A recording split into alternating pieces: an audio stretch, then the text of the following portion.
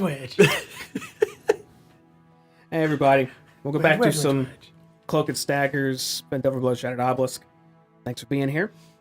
Been dealing with some internet stuff, but I think we're okay now. I hope we're okay. Of course, let me know if we're not, of course. I appreciate that. And players, I have all 4 of y'all tonight. One in virtual form and the other 3 physical. How are y'all? Doing good. I'm great. I'm here. I Made it through that. a week. Was it a rough week? It was a week. Any week where you have to work is a week. It was a week. I have a lot of weeks in. Yeah. Well, hopefully it's about to be a fun night. Although you guys are starting a little... it's not a great start, I'll put it that way. Because of what y'all did last time. Thought we won. If y'all remember. Yeah, we leveled up. We beat some guys down hard. Yeah. I got painted up and maked up. I think we're on our way back to town to be treated as heroes. Successfully, yeah. Maybe, I don't know. Someone will have to probably tell us about it. But Sure, openly. I forgot what happened. I honestly tried to block out last session. I did the super difficult recap last time. Somebody else got to step up. All right, I'll do it this time. Forget where we started. Were we in town last week when we started? Yeah. We woke up At Darren's place. So we woke up at Darren's place and left. amazing. Continue. And then we went to... I lost all my notes on that old computer. Yeah, we had to go back to Stonehill Inn to get a map. I just realized I forgot to take out my notes, which would be very, very helpful if I ever wrote anything in there. We refused help from Beatrice. Yeah, but that was the night prior. Was that the prior one? Bertice. Yeah. Bertice, shit. Bertice. So we got a map. We took her map, and I copied the map into my cube. So now we have kind of 2 maps. And we started along the path to go to this place. Any help with that? Would be nice. It's the rest down in the mountains. Yes, the rest. Zygarde. Zorzula's Rest. See, notes. I actually wrote that. It's not spelled right, but it's there. And before we got there, we decided to camp because, like, if we kept going, it'd be dark. We're like, oh, let's go first thing in the morning. And we kind of all did our normal camp stuff. And when we woke up the next morning, some weird shit was going on because there was some, like, bubble-looking thing in a tree, and it was a mimic trying to trick us. And we cut the tree down, shot at it. Y'all know what he's talking about, right? Y'all have any idea what he's referring to? Pretty sure that was Flynn, but we thought it was... Yes, we later find out it was Flynn because we thought, because we didn't know where Flynn was. Yeah. We're like, oh, apparently it takes mimics a little bit to digest Flynn to become Flynn. So we were trying to help our buddy out, avenge him. Yep, I do remember come to find out, he was in his little hut thing. In the tree. Hiding, yeah. Mm-hmm. So we saved him from the tree. And then we went and concocted a plan where I did play dressed up as a top tier, well-disguised goblin. It was a good disguise. The Mind Goblin. Yeah, it was a mind goblin. And Yeah, please do not forget the portion where Wesley totally fell for an awesome mind goblin these nuts joke, because that happened, and I will accept no other stories that says otherwise. Why is it me? then we went up to the door, that stone door, and they did not buy the ruse. And we thought we were going to be in trouble, because we're like, hey, let us in. And they're like, no, go away. We're like, come on, hey. And then he got his other people and Kind came of pushed back. him a little bit, right? We didn't push him. We were much nicer A than little him. aggressive about you will believe us in our disguise, I right? never said you will believe us. I was just hoping. So he went and got some. Hey, if you don't believe in yourself, who will? Yeah. That's a good one. More people. And not a good thing. And luckily Flynn made a last minute save with a well-timed spell to rewrite their memory on what they asked us to do. And then we left And peacefully. they believed it. And we're like, okay, now you guys headed back. And we're like, that's the end of the session. I don't remember it ending that way. You have a bad It's been a couple weeks. Yeah. It's been a month. How many were there again? You remember? 3? 3 or one or 4. 3 or 4? About 13 or 15, I believe. They were children and just regular goblins. It was like a Peter Pan, Lord of the Fly type situation. Oh, okay. And we were like, well, we could steamroll these guys super easy. But let's go away and not become those kind of guys. Okay, we'll see if that goes according to plan then. Right after this.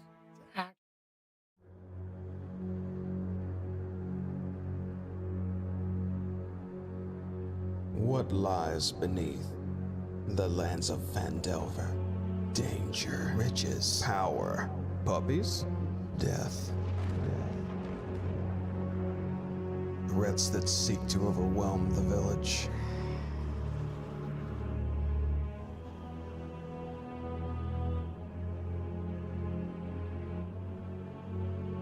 And threats that seek to overwhelm the Sword Coast itself.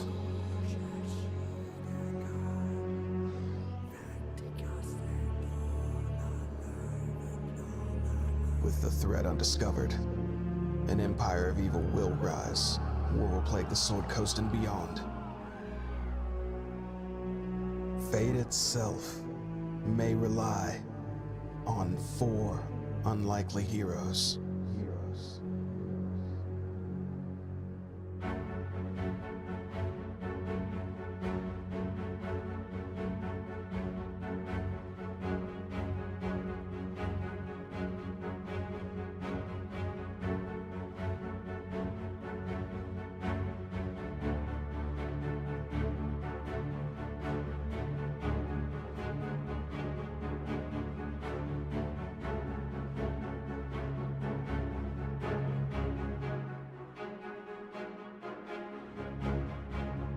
And so, another adventure is about to take place.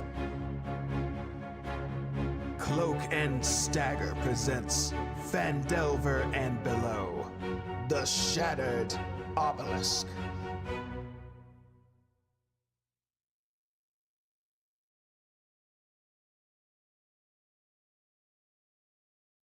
All right. So, I am the Jimmy. let's go ahead and lay out what we're staring at.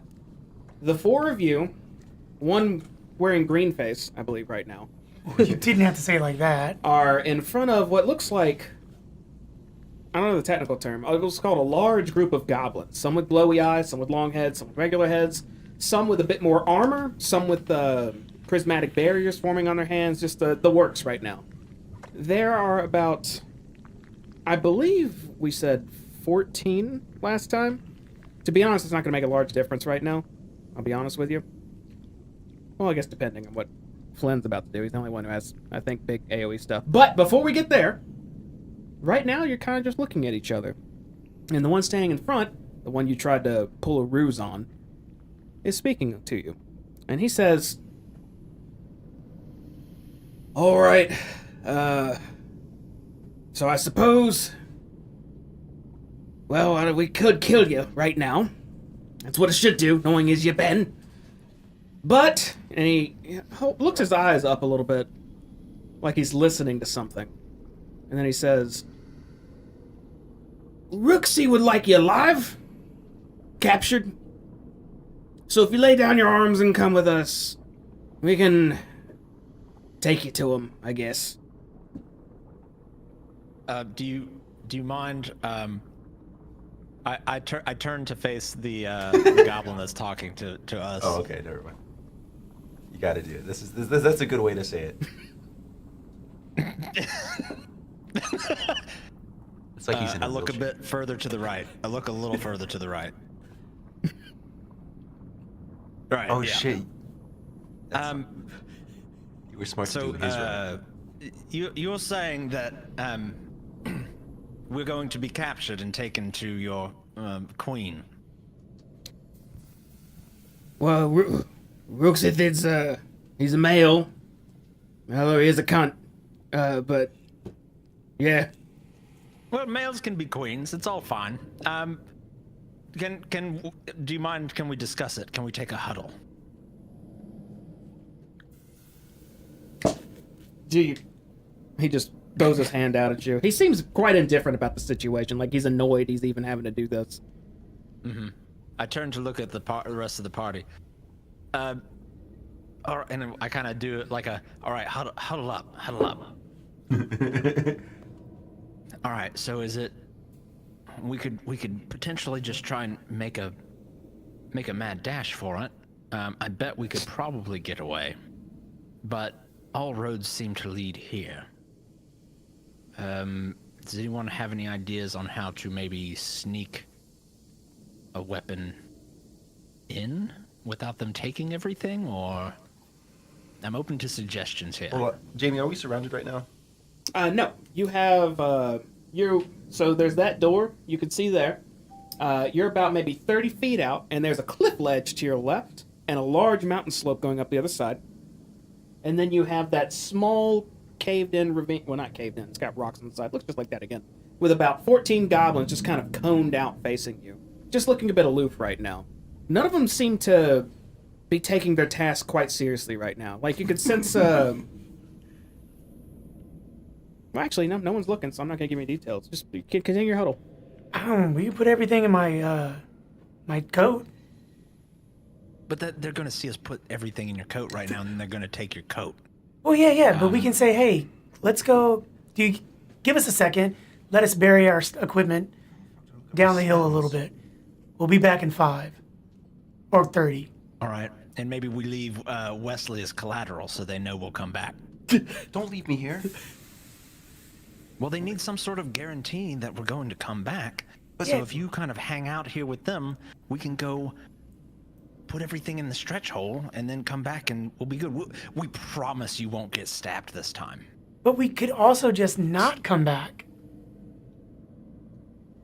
That's true. That would be an option, but then poor Wesley would be here No, forever. we take him with us. I'm going to look up and look at the goblins and then go back down.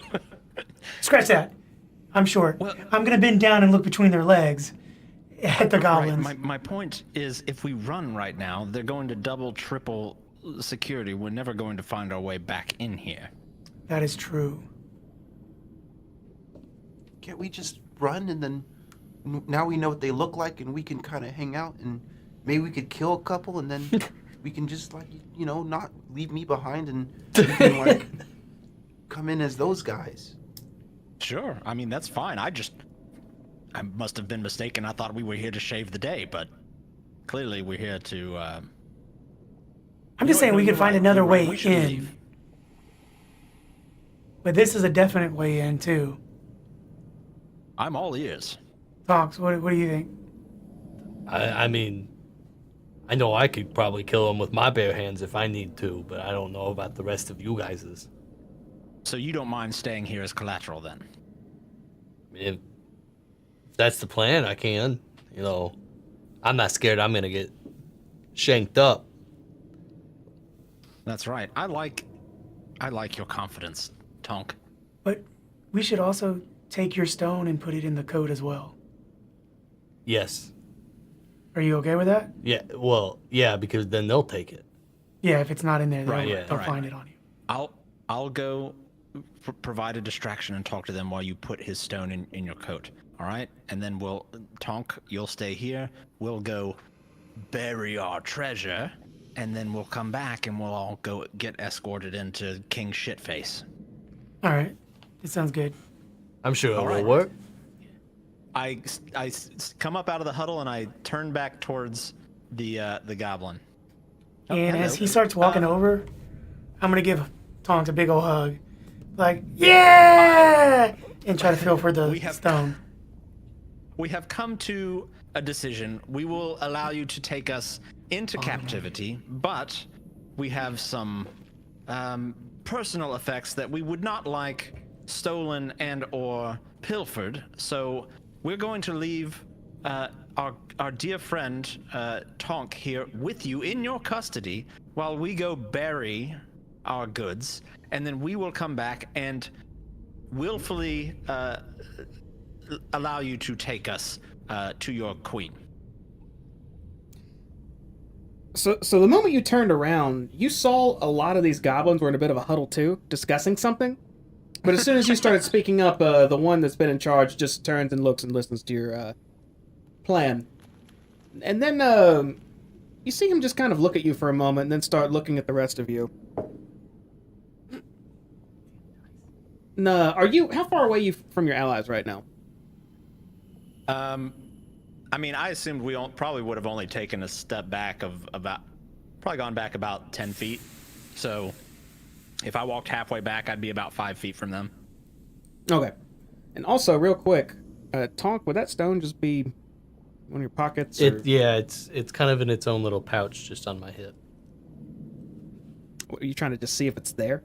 No, I'm trying to get him in a position during the hug where he can take it out and put it in my jacket, kind of discreetly. Are you doing that? Yes. Make a sleight of hand check. Can I make a jacket cover check? I don't know what I just rolled. Oh, a natural 1. Okay, one of the goblins looks over and goes, hey, they're trading stuff! And then, as soon as he says that, the one up front just goes, shut up. And looks back to you, Flynn. And he walks a little bit away from his group and just motions to come over to him. He walks maybe about, 10 feet away from his group to the side. I'll oblige him. I walk over. You walk over, and you're definitely way taller than him. He's like maybe 2.5, 3 feet. So I kneel down. I get on a knee. As you take a knee, he leans in close to you and says, I know we could take this right now, but you look like you might be good in a fight, right? I'd like to think so. Okay, well we could do the thing where we take your other short one and all that, but what if you maybe dealt with Rooks that did for us? And he turns and he looks back at his group. Well, I'll kind of look back to the group for a second and then look back to him. Still hugging Tom. Oh, like a good old-fashioned coup. Yeah. You see, he's an actual real prick. No one likes him. He's just kind of terrifying. With the thing in his head, he's got crazy, weird powers. But you look like the type that does that kind of thing. We won't help you. In fact, when you come inside, we'll just pretend you just pass it through. But you could just walk in and just you did something about him. We wouldn't get involved. And so You say it again? you say you would look the other way. Yeah. We just Saul, please like to do their own thing again, not this whatever weird god stuff he's doing. Well, let me ask you this: what happens once your good, dear friend and leader, who you respect so much, is no longer with us? I'll tell you what, because you probably... Okay. So we ransacked a little town recently. We'll leave him alone. We won't mess with him anymore. In fact, we got some of the captives in our place right now. All yours. Do what you want. We'll leave the people alone. We handle this jackass for you, and in return, we go free. We take our captives with us, and you leave Phandelver alone for the ongoing future. If you deal with him, yes. If he's dead, you gotta. When he turns, looks at his group, and you gotta kill him. He's gotta be real dead. You keep looking at your friends there. Are they with or against this? We're going to have to deal with them too. Oh, Rooksit has the ability to sometimes get in people's heads. I'm just making sure. You see the eyes go back, you see the white, that means he's there, he's in it. And so you see that, and then somebody might be listening. I do one of those things where I lean down a little closer to him and I look in his eyes to see if they're rolled back. You just see some gross looking yellow eyes staring back at you like, what? And I just go, ugh. Nothing. I believe we can make that deal. Now, are we going to sell this as though you're bringing us into custody? We need to act as though we're prisoners? Nah. You just come in. You just, don't talk to nobody. Just pretend like you're supposed to be there too. You look around, do your thing, and we'll just we'll do ours. Well, hold on a second here. How many other people that are not goblins are in here? Are we not going to look weird if we're not coming in chains? Well, the other stuff is very dangerous. There's little zombie dwarf things down there. We don't go in there, but you'll probably have to go through that. We normally sneak by if we have to. There's some like weird.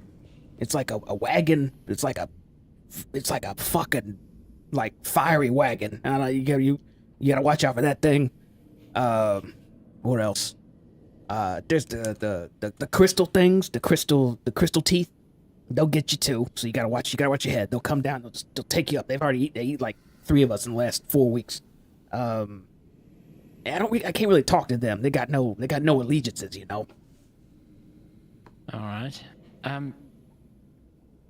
I'll tell you what. That sounds like a fair deal. We weren't planning on coming here and getting all violent and everything, but I suppose you make a solid offer. Let me go back to my group and run that by them. And if we're in agreement, I'll just look at you and give you a good old nod like that. Okay. And he leans back. Okay, sure. Take another moment. Talk to your friends. And he gives you a nod. Just right. Walks back to his group. They look at him a bit confused, and then he looks like he starts to explain something to them. All right. I come back and for the sake of brevity, I recount kind of that whole conversation to you all, and I say, I think it sounds kind of convenient, to be honest. It's kind of what we came here to do. And perhaps we could get some additional information out of this fathead before we put him in the dirt. And I mean, it kind of sounds like a win-win. Yeah. Right. And my family, if they are among these prisoners that they have, we free them. I truly don't take the word of a goblin, but assuming they're just standard fair goblin, we could keep them out of Phandelver no problem anyway, even if they do decide to go back on their word. Yeah. I think so. So we don't have to, like, bury our stuff at all? Not from what I understand. He plans to just allow us to walk through as though we're supposed to be here. So I just let Wedge fondle me for the last 10 minutes?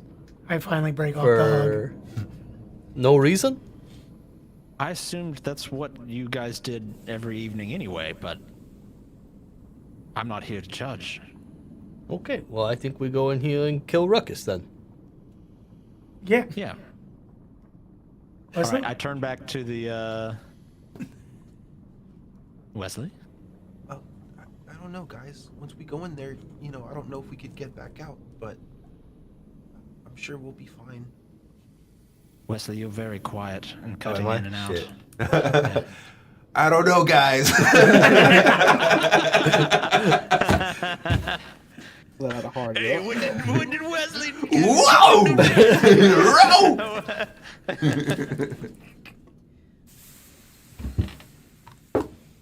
Well, it's better than us leaving you here to be babysat, right? Yeah, that makes sense. All right. All right, Yeah, well, let's- get ready let's go to fight the queen, I guess. And I'll turn back towards the goblin, and I'll give the little nod that I said I would give, the little Okay. not so subtle nod. As soon as you do that, he turns to his little group and says, "All right, back to your points. False alarm. Just back to your duties. Whatever you're doing. Get the hell out of here!" And then when he says that, everyone turns like, just throws up their arms and heads back inside. As soon as they all enter, the lead one looks back to you and he just gives you a quick nod and then heads inside. And the gates remain open. Guess Okay. let's go. Okay, we're I going put on inside. my wizard hat and robe and Yes. head Yeah. inside. Do I have full health on everything? Let's show you where you're standing then. So you guys are at some doors. They look closed on that map, but they are in fact not. They are open. So let's reveal some stuff and do a polygon reveal. One of these. So we're like out here. Yeah, Okay. Oh shit! Did JD ping that shit? he did. I did. I'm tapped in. I'm in the system. In the house. Let me see if I got a blurb to read you. Normally they got blurbs for this. Can you point me towards the DM?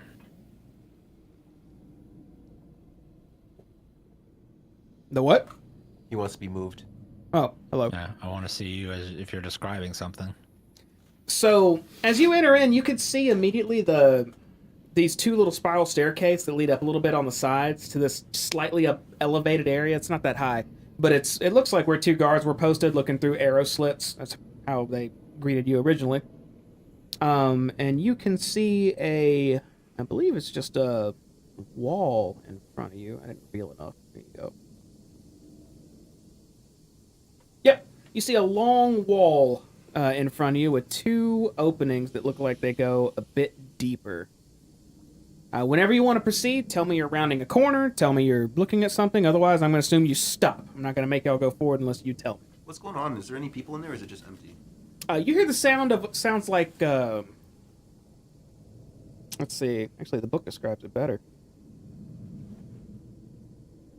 Faint sound of chatter and utensils clattering on dishes. Ooh, dinner time. I'm gonna pop out my cube and cast prestidigitation to clean myself up. Okay, you get rid of your green paint off you. Queen. Queen. And, the dirt and muck you did, try to look more goblinish. Yeah. Now, back to Wedge. Can we look up, Um, or does the staircase just go into a different room? Those two staircases you see just go up to a ledge that you walked under right when you went into this Okay. place. All right. If you look up, the ceiling is I believe it's about 15 feet high in here right now. And in front of us is just a Tall blank ceiling. wall. Yep, there's a wall. Hey, in front of Flynn. you. Did he tell you where we need to go? no, he just said to act like we're passing through, but I assumed he probably wouldn't be smart enough to know exactly to tell us where to go anyway. Okay. So, I guess you guys ready Basically, to... we just need to go in here and act like we own the place. Kind of Well, are. we don't want to start confrontation with randos, but don't stop, don't talk to anybody, go in, look around, let's find where we need to go and do the deed. Okay. Oh, okay. Let's walk in deeper. Sounds then. easy enough. And so we'll continue forward, walking in like we know the place. I'll look left and I'll look right, and I will proceed to my left. So heading down this way.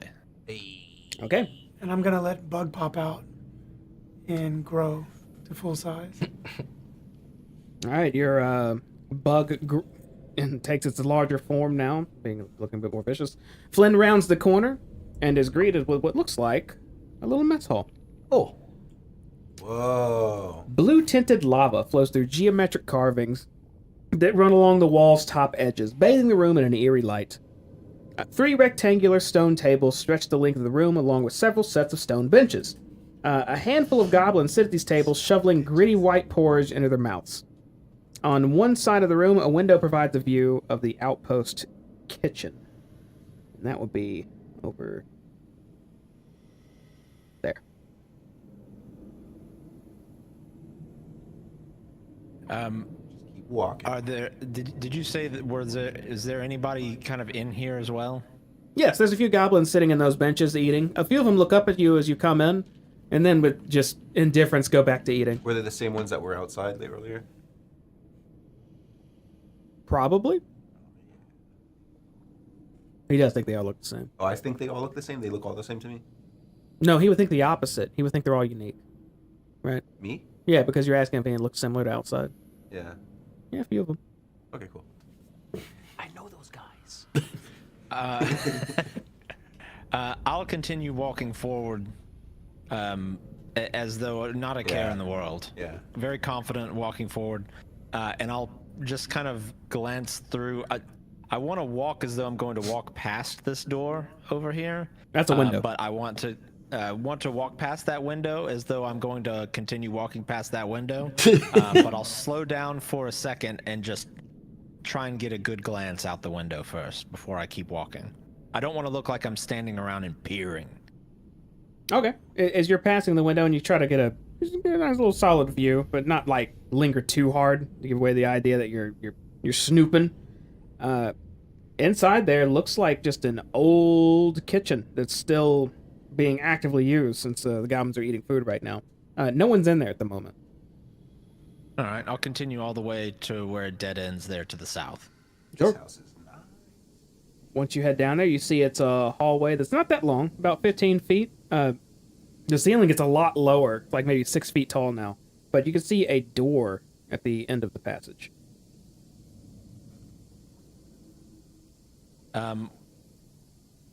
Which is how in well tow lit as well. is it in here? It's kind of an eerie, dim blue light glowing everywhere. Because this whole area, it smells a bit ashen, a little lava-ish. It smelled that way all the way up to here. Inside, it's just grown more potent. Okay. Can I see any further down this hallway here now that we're down at the very end of this, or is that as far as we can see? No, you should be able to see it. It's kind of almost the same layout as what you're looking at now. The only difference is it looks like there might be another door leading south all the way at the other end. Fuck. All right, just make a decision. I'll take a left and head over here. Okay, Flynn walks up to that door. What's everybody else doing? Just following. Yeah, right behind Flynn. Stay in like, tow? looking like we know what we're going. Okay, perfect. You head up to that door. It's a nice size stone door, it looks like. Nicely crafted. Smooth. It's pretty nicely crafted. We have some nice looking things carved into it. Well, no extra stones carved into it. It's like one large block that was carved to be a door.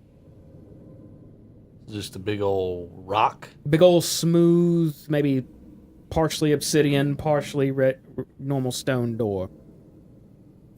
Definitely materials it might not be bad to use in some of your endeavors. I point out the imperfections in the edges by whoever carved it. We can go through. Do you go through, Flynn? Tonk stops you for a moment to point that out. Wait, Flynn. You see this shit? This shit's tacky. This is shoddy work. Yeah. Not a professional did not do this door. I'll like look closely at him and just look at the carving and then look back at him and just go, ugh. And then I will confidently continue through the door in front of me, not the kitchen door. Okay. Like chewing on ice like it's Skittles. You push the door open, and it grinds a little bit as you open it. Looks like you have entered into a bedroom of sorts. Oh shit. Let me read you something here. Big ass bedroom. That's the nice bedroom too. It's right next to the kitchen. These personal quarters contain a large, plush, 4-poster bed covered in silk sheets. Stone shelves bearing books and ornamental ceramic jars line the walls alongside dust-covered banners embroidered with dwarven runes. In one corner stands an elegant mahogany desk, on top of which is a map and several crumpled notes. I go and just check out the notes as though they're mine, and I've written them, and oh, there they are. And I'll go look at the map and the notes. Okay, you walk up to the map and notes. and just give him a yeah, of course, and just give him a looks over. Do we see anybody in the room? No one's in there right now. Okay. The map is kind of hard to understand. The same thing. It has a few markings on it pointing in certain directions, and there is some text on it. Can any of you read Goblin? Tonk can. I'll pick it up and say, "What the fuck is this? Can you read? Anybody read this?" I'll kind of hand it back. All right, Tonk, you exam. Wait, I thought Tonk couldn't read. Can you read? Oh, you just can't read Dwarvish Can't read common. or Common. That was rude. It's never been proven that he can't read. There was a bag of something hanging from a tree, and I could He have sworn he wasn't couldn't there, read. and we just made it up that he couldn't read. Oh, okay. They were picking on Tonk when I see. Tonk's brain wasn't here. Well, you look at it, Tonk, and you can understand what it says. You decipher that it's pointing out multiple locations where something is stored. You can't really make out like where in relation to where you are right now in the Sword Coast that it points to, but you know whatever it is, it might be important because they have circled it like 8 times on each section that's marked. It might be something wise to bring back to someone who's familiar with maybe goblin ruins and history. Do you want me to copy it in the cube? Yeah. Yeah, I take a copy of this. This thing, seems like they find certain things very important. Does anyone have a passive perception of 15 or higher? Yes. Oh, wait. I have a 15. Bug does, I think. Hold Let me on. check. Tonk does not. Where you at, Bug? Flynn has a 15? Yes, passive. Wait. This is new. I have to figure out how to look at my shit. It'd be under senses. Oh yeah. I thought you were fucking with me for a second. No. I was trying to get you in the right direction. I got like the tablet version here. I don't even see senses. All right, well, sounds No, like... Jamie, no! All right, I gotcha. What was it? 15 or higher, On what? passive perception. All right, I'm there. Somewhere. So you got it? Oh no, Jamie, no. Oh my god. Okay. So Flynn and Bug, I think the only two then, it sounds like. Yeah. So Bug's head immediately turns over to one of the shelves where some of those ceramic jars are sitting. And Flynn, you're almost positive you hear like some sort of murmuring and just coming from over on one of the shelves where a bunch of jars are lined up. Oh shit. Got jar people. I go over and investigate. Okay, all of you see Flynn just kind of cock his head to the side and start walking to a shelf that has these ceramic jars on it. Is there one with a rainbow dash inside? No. Do none of you hear this? This is my tinnitus acting up again. And as I get closer to the shelf, does it get louder? Yeah, it sounds a bit more clear now. It's like, I just wish someone would just let me out of this pot. This is awful. I don't want to be I here stop. anymore. As soon as I can make out that it's actually words, I'll stop and just try and peer a little closer to see if I can pinpoint where it's coming from. You can. Looking at the jars lined up, a specific one that's very smooth, and it's an onyx black jar with geometric engravings inlaid with blue gemstones. Looks like it's sitting next to on top of a bookcase near those shelves. I'll lean forward. I'll stop, but I'll lean forward a little bit and go, "Oi, is there someone in there causing a ruckus?" As soon as you ask that, it says, "Oh, someone's there. Someone's there. Please, let me out. I've been in here too long." Flynn, do you want me to have check it out? found that voices coming from Jaws requesting to be let out is not always a smart idea. Who the fuck are you? I worked here centuries ago. I've been trapped in here for I don't know how long. Are you here for the goblins? I know their plans. I can help you if you help me. I turn around and look at the rest of the group, and then I'll look back towards the shelf, and I'll take a few steps closer to it, you've just been, what, trapped in here listening to the goblins' plans, and you're just going to tell us all their plans? Well, you're, what, a soul in a jar? What are you? I believe, I'm an, ashen white now. The Mind Flayers put me in here so long ago, I don't know what I'd look like if freed. The Mind Flayers? What, those tentacled fucks from mouths? Yes, the psionic, robe-wearing, purplish creatures, you know of them? Well, you don't have to say purplish so disdainfully. That's just I'm how I purple. remember. They used to force us to craft for them. And who is us? My people, of course. Dwarven folk. You're a dwarven soul. I would like to believe I still am, although if freed now, I'm not so sure. All right. Well, All of you see Flynn talking to a jar, by the way. I don't know. Maybe we should leave him in there until, you know. Or yeah, I thought we could hear this as well. Yeah, I thought I was Oh, there if y'all too. walked up, y'all Yeah. can Yeah. hear him as well. like, oh, Flynn's finally lost it. He's talking to jars. Um, Is it an opaque jar, Jamie? No, it is an onyx jar with a few gems inlaid to it. Oh, but I can see through it? No, it's not opaque at all. Okay. It's solid black. So it is opaque. Is that opaque? I thought this opaque was like see-through. No, that's transparent. Transparent to see through. Oh, yes then. All right. Okay. Transparent for your I'll go a few opponent. steps closer. All right, dwarf. I'll make your deal. What are the goblins planning? If you free me, I will tell you. I believe that is fair. That's not how deals work.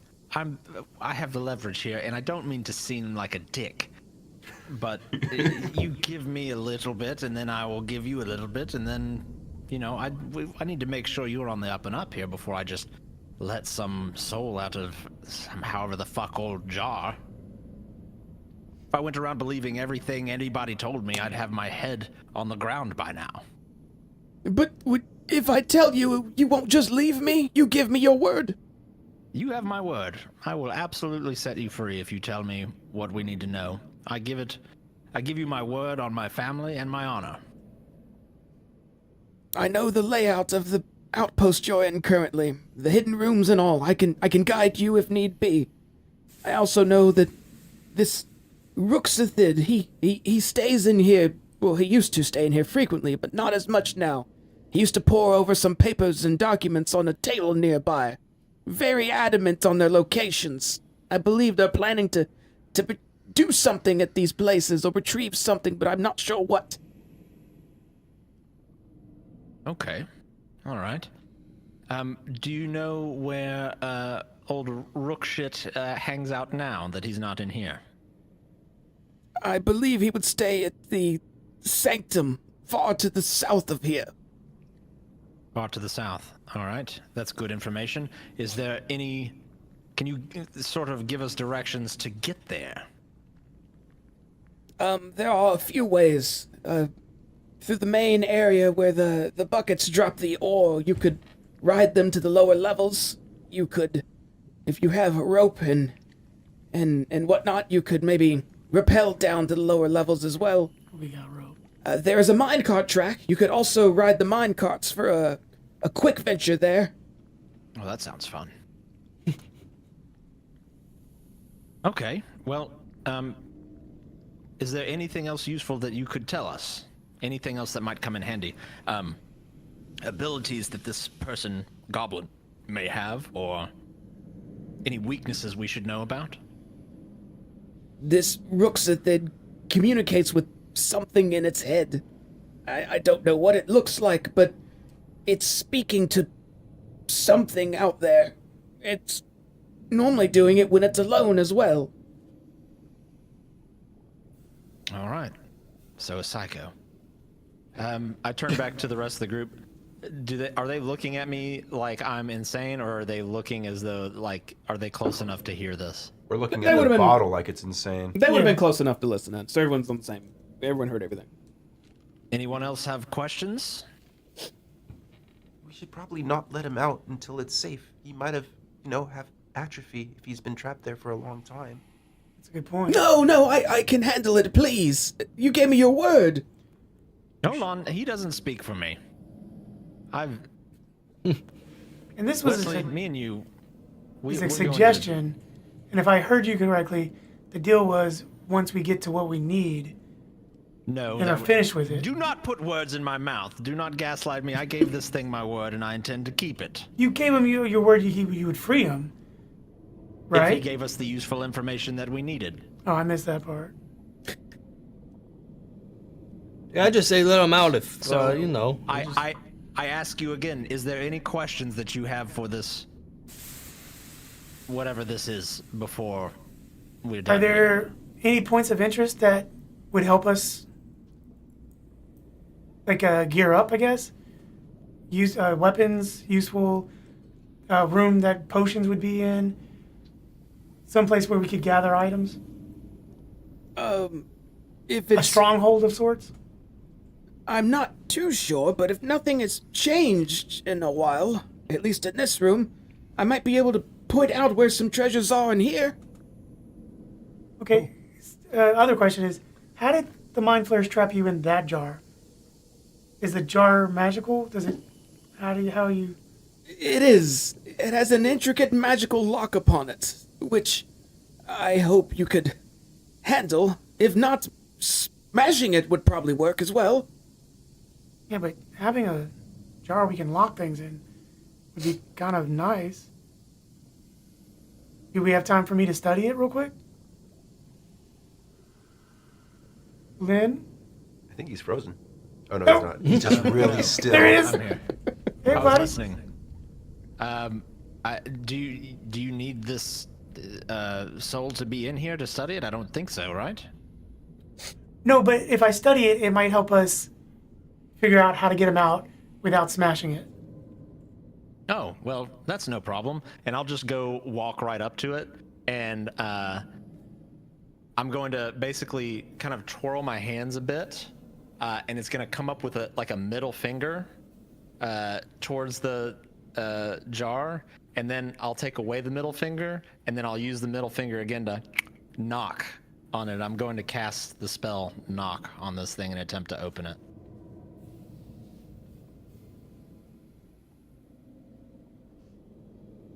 And I look very intently at the DM. Oh, you want to be moved. Okay, so it looked like it was a puzzle lock on this thing, and you cast your spell knock on it. And, What, you said it's a puzzle lock? yeah. Oh. Okay. Well, I mean, You, well, if the genie's out of the bottle, I'll suffer the consequences. I guess I didn't ask what the lock looked like, so that's on me. okay. What happened? Well, Nothing that happened? didn't work. It's a fucking puzzle. What's it look like? And then I turn my middle finger towards myself and I give myself the finger.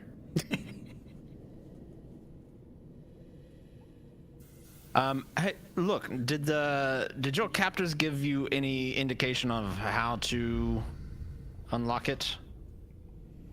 Or is it just we got to solve this stupid puzzle? They did not. They simply stored me until they needed me for further use, as they did many others.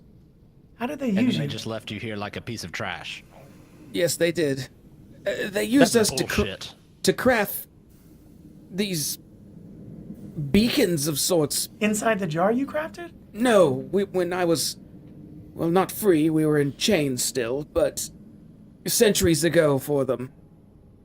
To get somewhere. And why did they they put you in the jar after that? Put your soul in here to retain the information on how to craft that for an eternity? I'm afraid even if I tried, I can't recall as much. All right. Would you Well- ask Wedge as well? Why did they put you in the jar? Just in case they needed me again. So, Yeah. So you've been out of the jar before after being put in. Once I've been in, they've never pulled me out again. Okay. He's So put in long storage. what happens to your soul once it comes out? What do you think's going to happen? Well, I hope this is some magical storage that I'll have a body to be in when I come out. Maybe I'll just... Oh, dear. Maybe I'll just vanish.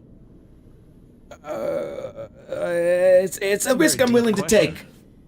So I was just making sure that you're willing to take a risk that, I mean, right now you are sentient and kind of alive, but there's a possibility we let you out and you're gone. You're okay with that? I am. 200 or 300 years is enough. Okay. Well, depending on what you believe, you just go to be with your ancestors, right? Yes, that is a good outlook. All right. So you either come back and you're fine, or you go to be with your loved ones. Either way, I'll look at this puzzle. Like I'll pick it up and kind of hold it and look at it. How intricate does this thing look? It's got a bunch of weird looking runes all over it. They don't look dwarvish at all. This thing looks alien almost to you, the way it's designed, with these little blocks that can slide and small slits you can twist and curve. You might be able to make sense out of it if you try. How much would I know about mind flayers beyond their physical appearance? Would Flynn have any history of anything related to that? I mean, outside of just like Bard College, no, not really. I'd say in the, just as generic knowledge, everyone knows that mind flayers tend to, they're very feared because they tend to be, they like to eat people's brains. But beyond how they operate or why they do the things they do, you really are not sure. So you wouldn't be familiar at all with the way they handle things or create things. Okay, I'll try to take a deeper look at this thing to see if I can make heads or tails of it. Like if any of these runes or this puzzle, if there's any kind of common sense that I can apply to it that would unlock it. Make an investigation check.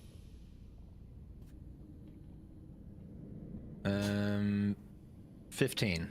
13 plus 2. So you look at this puzzle for a moment. And you slide this one little piece to the side and twist this other piece up a bit, and okay, that fit. You move around this other little lever that's on it. And then you one part feels a little, almost when you touch it, it feels like it's kind of like it pushes down a bit, like it's a little squishy, and you kind of shove that aside. And as you keep doing this, stuff just keeps going into place until eventually you hear a and then the top of it just pops off. Oh. Well. I like turn and like grin at every like a proud like smile. Ah. And then I'll kind of like look inside of it. It looks like pure darkness inside, but you hear the voice again saying, I think you did it. Can you pour me out? Pour you out. I'm gonna take the jar and I'm gonna set it on the floor, and I'm just gonna take like one finger like to the top of it and just like tip it over facing away from me. Okay. You tip it away gingerly on the floor in the room, and when you do this, just dark gray goo just pours out. It looks it's pretty gross. But you see a form start to rise from it, and first you see some feet just kind of spawning from it. Then some legs with some greenish, looks like kind of a green hue just crack through its skin. Eventually you see waist and arms start to form, and then a head with some blue crystal spikes for a beard and head. This is what forms in front of you. Oh shit. Oh. He's gooey man. He's a gooman.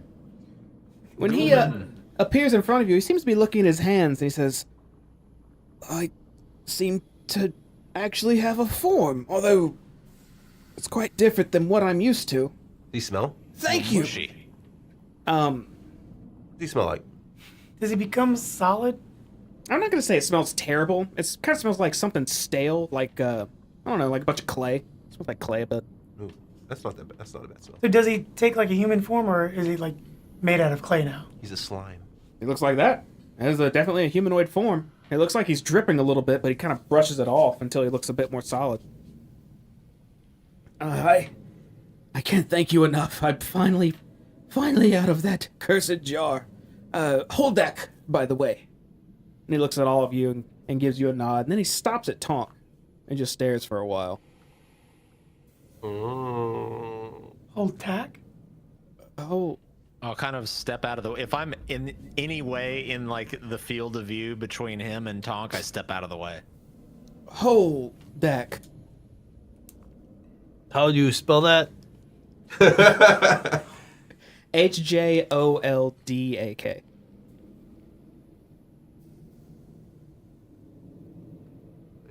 Physical notebook. Spell that one more time. Sorry. Hjoldak. Holdak. Okay.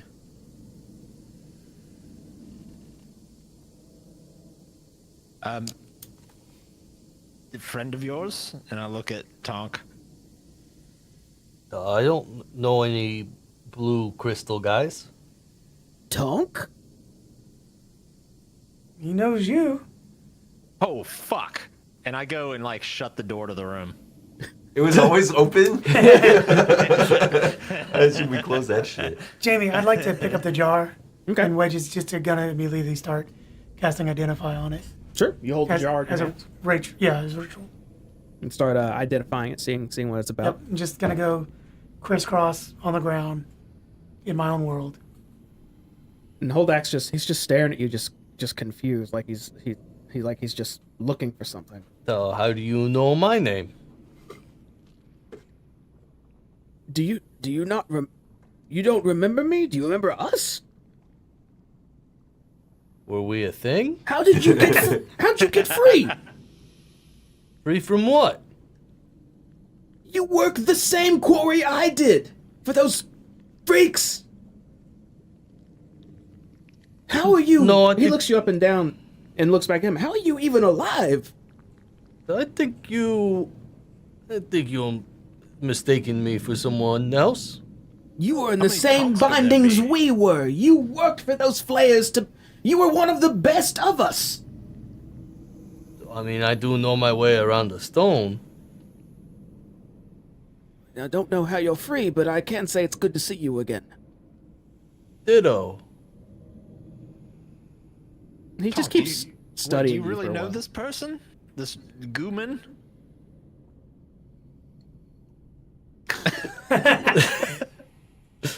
No, I don't. Well, he seems to know you. Wait, you don't remember your past, or you're not being honest with us. One of the two.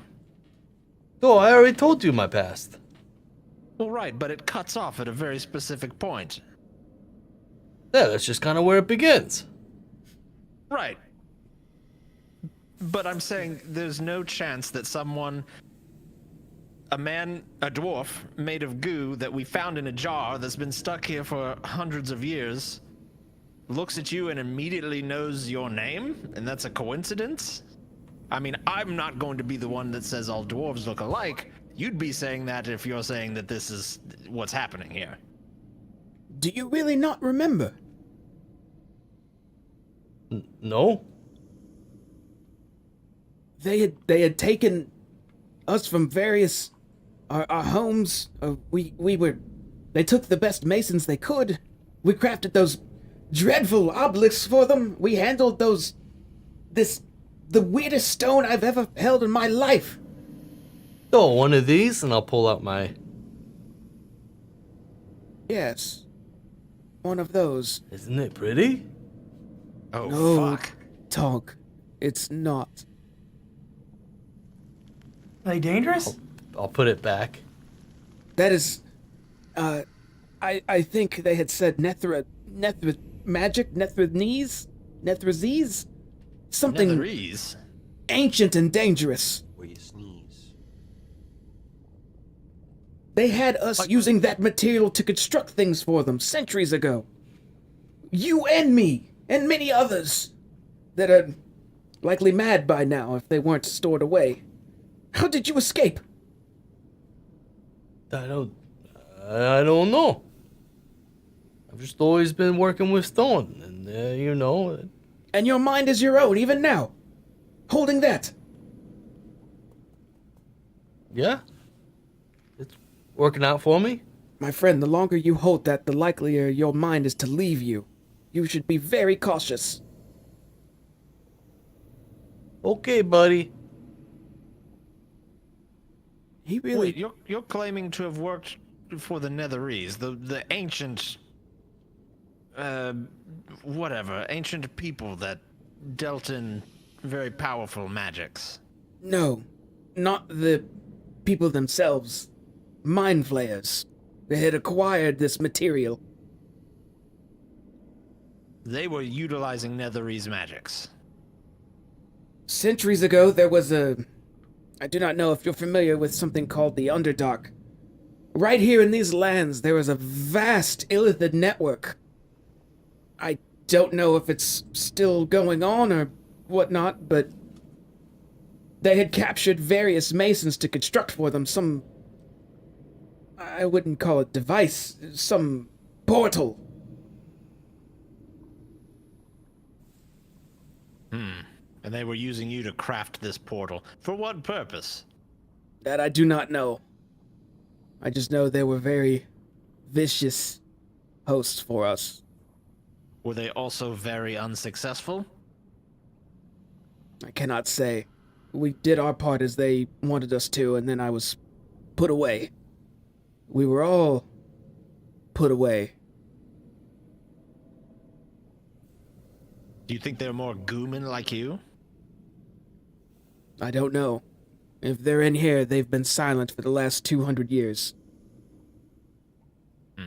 Or maybe you were just placed too far away. You were quite muffled there for a moment. I was in a jar. Do you want to, I don't know, come hang out with us for a while and see if we find any more jars? Yes, I would like to. If I can help Tonk, I absolutely. Maybe you can try Can you doing walk? things you guys used to do with each other, because he seems to not have his memory. He shakes his legs a bit. I think I can. I would prefer not to fight, though, if possible. Well, we are down here to murder we are down here to murder someone. I can at least help you try to get to them. And I would like to speak more with Tonk, if allowed, when we have a moment. Oh, sure. I mean, you could... I'd like to glance over talk. You can talk to him right now. Well, I mean, maybe not at length, but... You know, maybe we can do our murder thing, and then, you know, we'll have a camp. We can all kind of sit by the fire. Maybe not you too close. We don't want you to melt again. We can figure... That's a later problem. For now, we need to go around, and if you can point us to where... was it Rooksy? I kind of looked to the rest of the group. Is it Rooksy? Is that it? Ruxathid. Ruxathid. That's so stupid. All right. Fucking goblins. Didn't you say there was some good stuff in this room? Yes. Yes, there is. Would you like me to show you? I'm gonna look up and yes, please, and go back to my thing. He is going to... Holdak is going to walk over to the large, fancy bed I told you guys about earlier. And he You is... gonna crawl on it? No, he walks up and you see him start Gets on all fours. inspecting Follow me. the frame a bit. And it's a perfectly flush frame. I think I said it was mahogany wood. It's very, very well made. And as he's going, it looks like he puts his hand just under the bottom rim of the wood a little bit and starts feeling around. And then eventually stops. And he says, I believe it was this. And you see him kind of do just a violent, like, tug back on it. And as soon as he does, he steps back. And the whole bed flips over immediately with stone and all. Just does one of them little Scooby-Doo, like, hidden wall things. Yeah. Underground. And when he does, you can see two, I wouldn't call it a weapon rack. It's more like a singular holder for a weapon. Two of them, actually. One of them has a very fine-looking dagger on it, and the other has a green gem on it.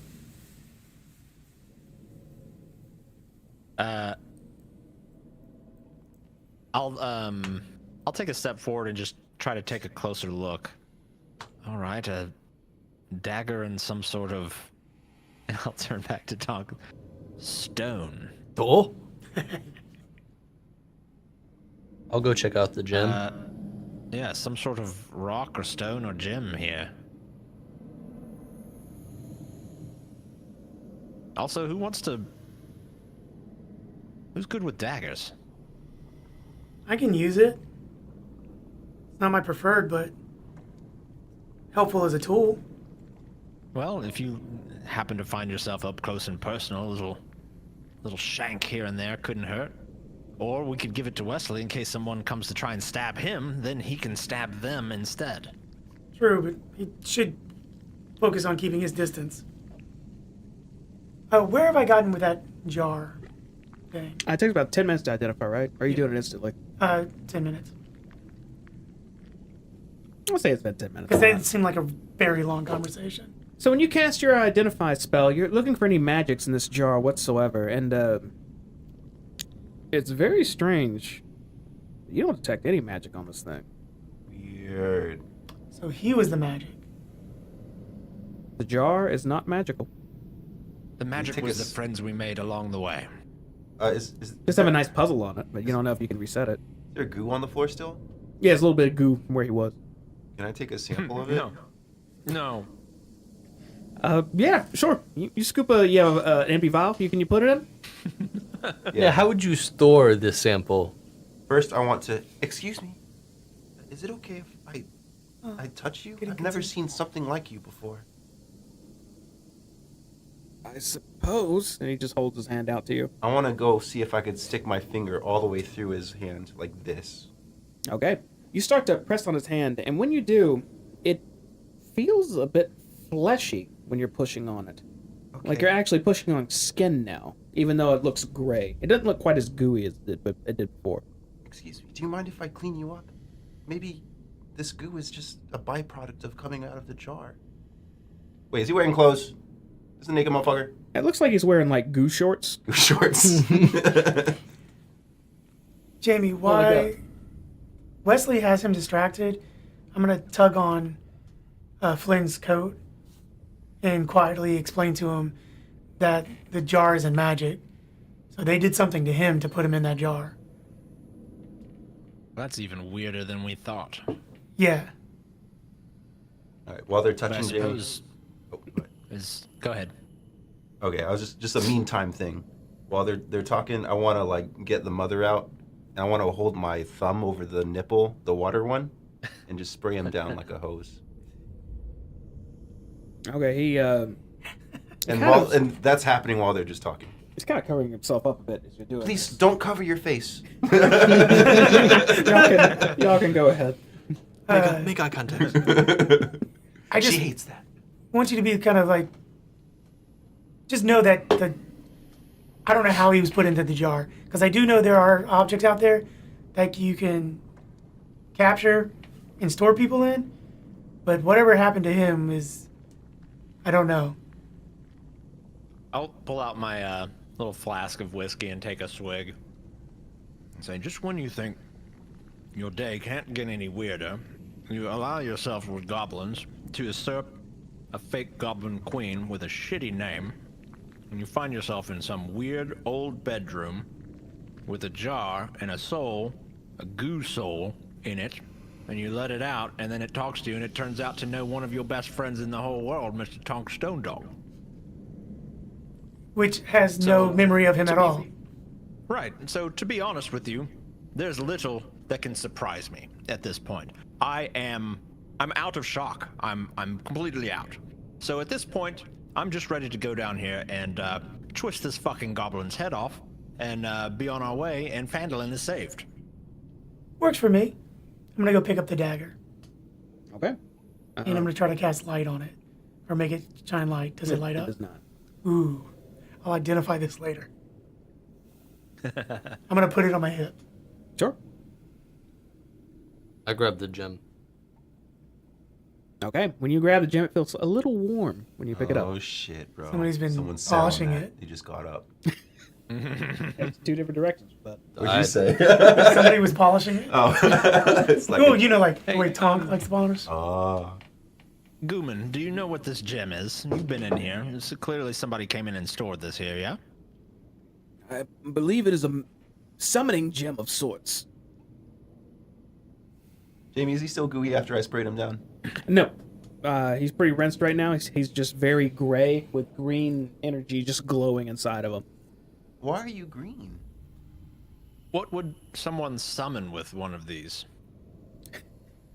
Reggie looks to Wesley and says, Being around Nethra, I think you called it Nethraziz? Netherese. Netherese. Being around Netherese material for long enough can take effects on you. I think it may have happened with the goblins here as well. It obviously happened to me, and should have happened to Tonk, but I couldn't tell you why. It didn't. I haven't Not seen to- any green weirdness around him, or goo for that matter. That's probably Well, the first symptom is goo. He's Not told to us be about the rude goo, or but we anything. don't listen to him. But do you have control over your form? Like, if you wanted to, not asking you to because we just let you out, but if you wanted to, could you put yourself back in the jar? I don't believe so. Whatever they did to me was foreign. It didn't seem to even be magic. That's strange. and what were you asking, Flynn? I don't remember. It was something stupid. All right. He just looks at you and just shrugs a bit. If he's not a gooman, and I could rinse off Oh. all the goo, that's fine. Whatever. Okay. I don't care no more. Yeah, I don't. I You was bore just me. Not talking kidding. about Tonk's goo and how he's mentioned it a few times, but I've never seen it, and it's not been gray or green from what I've heard. Brown. Right? And I look back at Tonk. Is that correct? About your goo. I don't goo. He doesn't goo. I see. Well, maybe we can talk at length when we're at a safer place. You already talked for Yeah. a minute now. Well, we also didn't find him in a jar either. But regardless, right? I guess we have work to do. Yeah, let's. Carry on to on. the Let's next go. place, yeah. Let's go find I'll Rufus. go open the door. I'll go open the door. Wait, was there another door in that room we're in? Yeah, there was. North. Or unless that was the secret one. Oh, let me show you the map. I'll take it back over. I'm tired of looking at his balls. Here you go. You can get to Gooman see looks so balls. sad. Okay, as shit. Yeah, up at the north, is that a door as well? It is. Which way would we need to go? We need to be thorough. What's behind this door? He turns and looks to the door north and says, I believe that's a storage closet. What do they store? I haven't noticed anything too special come out of it. Maybe a few brooms, a few empty boxes. But wait a second. Wait, I've been needing a good broom. I think And I I'll go do. Open the door. I remember. and he starts walking towards the north as well. But Flynn, he diverts off from you and he just walks up to the wall, like right here. He walks into the wall. Ping it. I gotta pick the pinging tool right there. And Flynn, you walk up to the door and you open it up. It's another stone door, but this one actually has a little handle on it. You pull it open. It's pretty much what I described in there. You see an empty wooden bucket, a couple of boxes, and it looks like a broom just propped up in there. I grab that broom. It's incredibly dusty. Like, this hasn't been open in forever. You grab one broom and add it to your inventory. Hell yeah. You see Holdak walk up to that northern wall, and now that you're all looking at it, you can see that it has a few engravings along it. Looks like Dwarven runes across of it, 4 of them. Who can read Dwarvish? Probably the Grey I can. Gooman. I Tonk think most of can. us can. Tonk can read it. Yeah. Wesley, you can read it too. Can I? Hold on.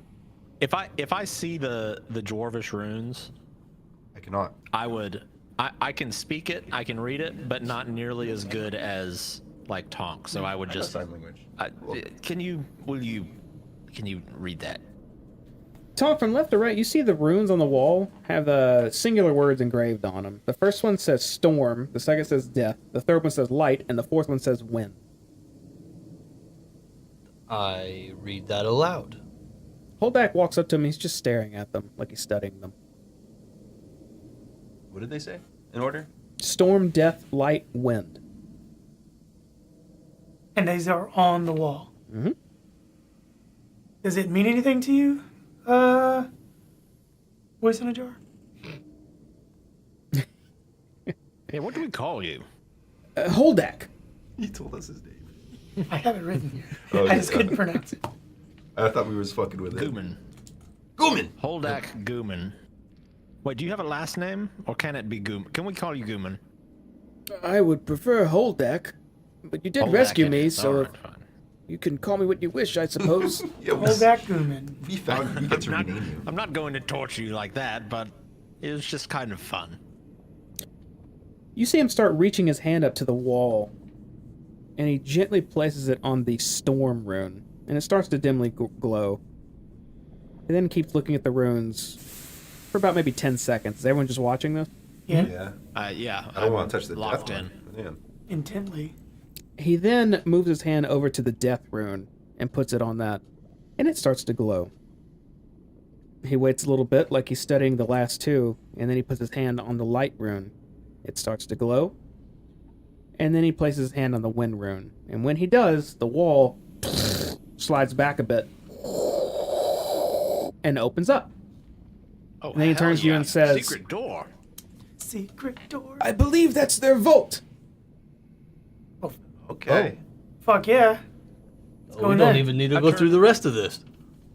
I turn to look at Wedge, and I'll say, "You see, this is why you keep your word. You don't hesitate on it. We promised this guy if he gave us what we needed, we would set him free. And now look, vault, goblin vault. I'm sure it's full of turds, but it's still a vault." Let's go in. Okay. You walk inside the vault. You see a multitude of treasure in here. Looks like a whole bunch of Dwergar coins. They could be worth a good chunk of change. I guess I'll assume you're counting what you got. I'll tell you what you find. You find what would be the equivalent of 56 platinum pieces, Platinum. 350 gold pieces, Gold. How many gold? 350, 189 silver pieces, 304 copper pieces.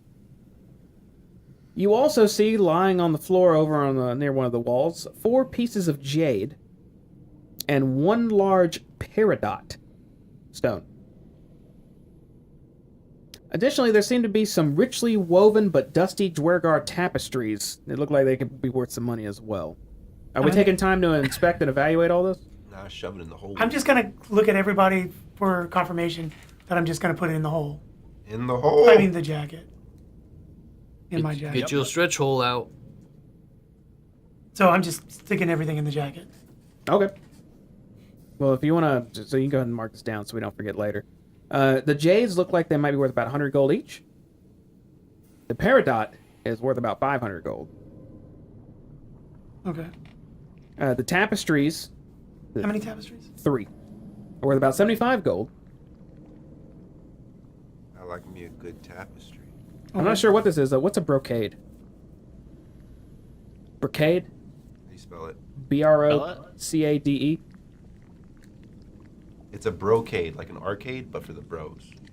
It's a class of rich, decorative, shuttle-woven fabrics known for their raised patterns, often in silk and sometimes with metallic threads. It's fancy-ass cloth. You find some fancy ass cloth worth 145 gold. Yeah, One of them? that's what an actual that's what good Wi-Fi gets you right there. You see that? How much gold? 145. My shit just loaded right now with exactly what he said. Amazing. Yeah, that's how fucking slow this shit is. Oh, BROCADE. Ah, All right. It's supposed to be a dim blue glow. I'm putting all that just into the stretch hole, and we can divvy it up later. Sure. I'll look at Holdak, say, "Holy shit! So do you need a job? we might have an opening for you in the Sword Coast Barbers. Don't be trying to replace me with another dwarf. No replacement. I'm not sure what I'm plan to do. I can at least continue guiding you here, and then afterwards, I don't know. It's been so long, I don't know what the outside world is like. All right. Well, it's a little warmer than it was probably back then. But, you know, from what I understand, that tends to happen.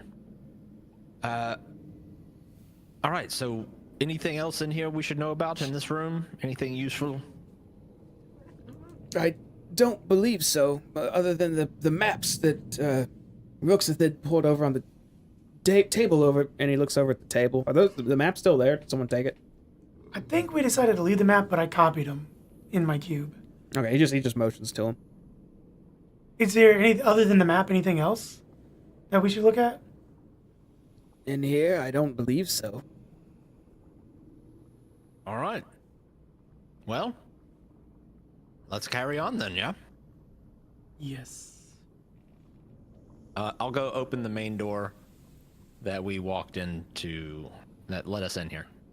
Okay, you were at the door in which you used to enter this bedroom. Outside of it.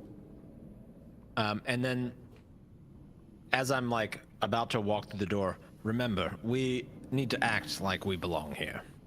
All right? Holdak, I need you to. I know this is quick, but you gotta just act like you own this place, which honestly you probably do, but they don't know that. There's goblins here. We've made a deal. Just ignore them and follow us. I believe I can do that. All right, and I've still got the broom in my hand. I'm just carrying this broom, like, in my hand. I have not put it on, like, my back or anything. I'm just carrying the broom. And I'm just gonna confidently walk down the hallway all the way to the west to these two doors. Okay. Ping it. I didn't see the ping. Hey. You walk towards those two doors. And pause as you reach them. Everyone following you, I'm assuming. Yes. See, Yep. I'll turn back to Holdak and which door? Which door takes us to either treasure or our resident shithead? Well, let me think for a moment. I believe to the north of us is the latrines and the hidden hot spring. Beyond the door in front of us to the west was a barracks, if I recall.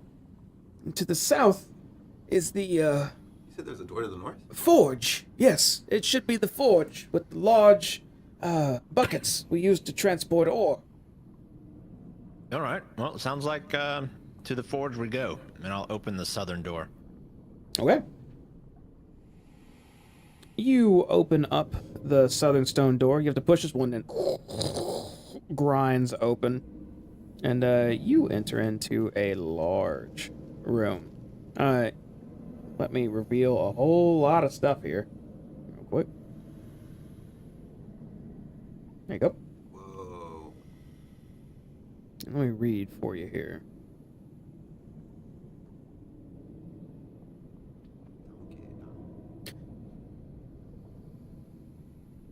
Floor to ceiling glass windows overlook a churning lava sea. 3 large blackened anvils stand in a row, and unfinished pieces of weaponry and armor litter the room. Above, a stationary conveyor of buckets casts an ominous shadows across the forge floor. I turn back to Tonk. Any of this ring a bell to you? no. Is there anyone in All right. Make a perception check, Wesley. What are you looking for, Wesley? I couldn't hear you. If there's anyone in there?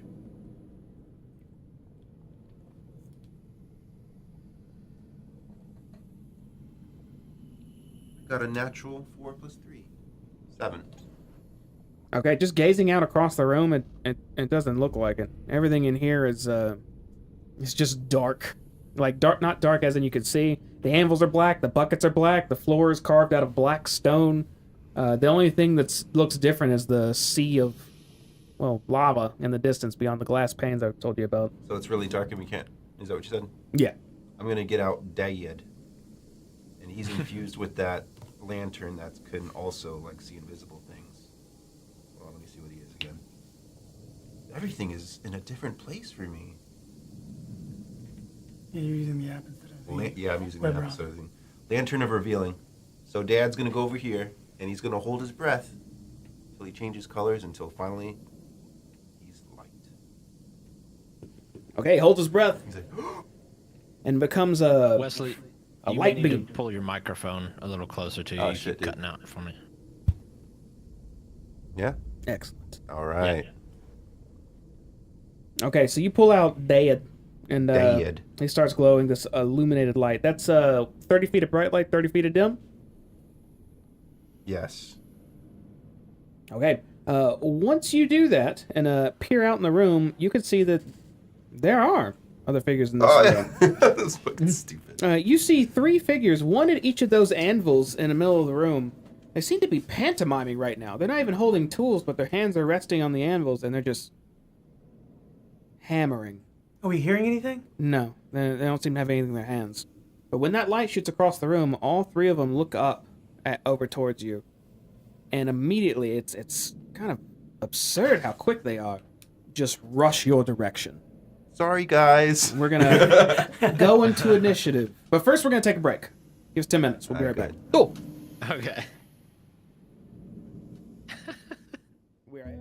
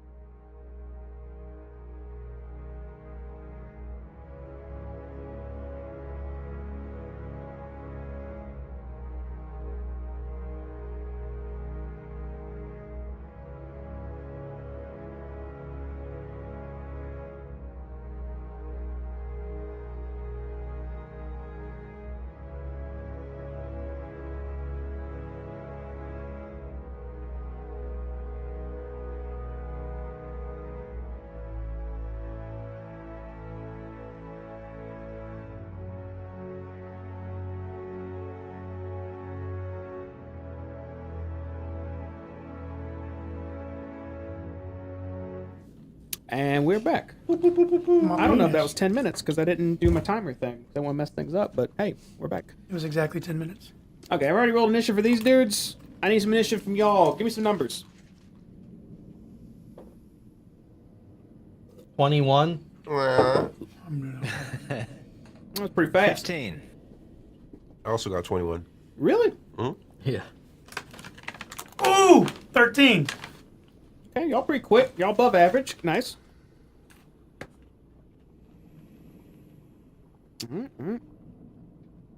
Let's get the battle rolling here.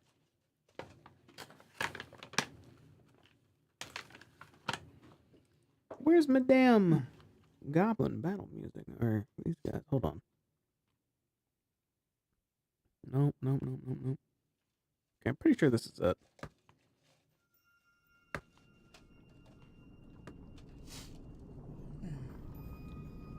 Oh, no, that's not it. Sorry.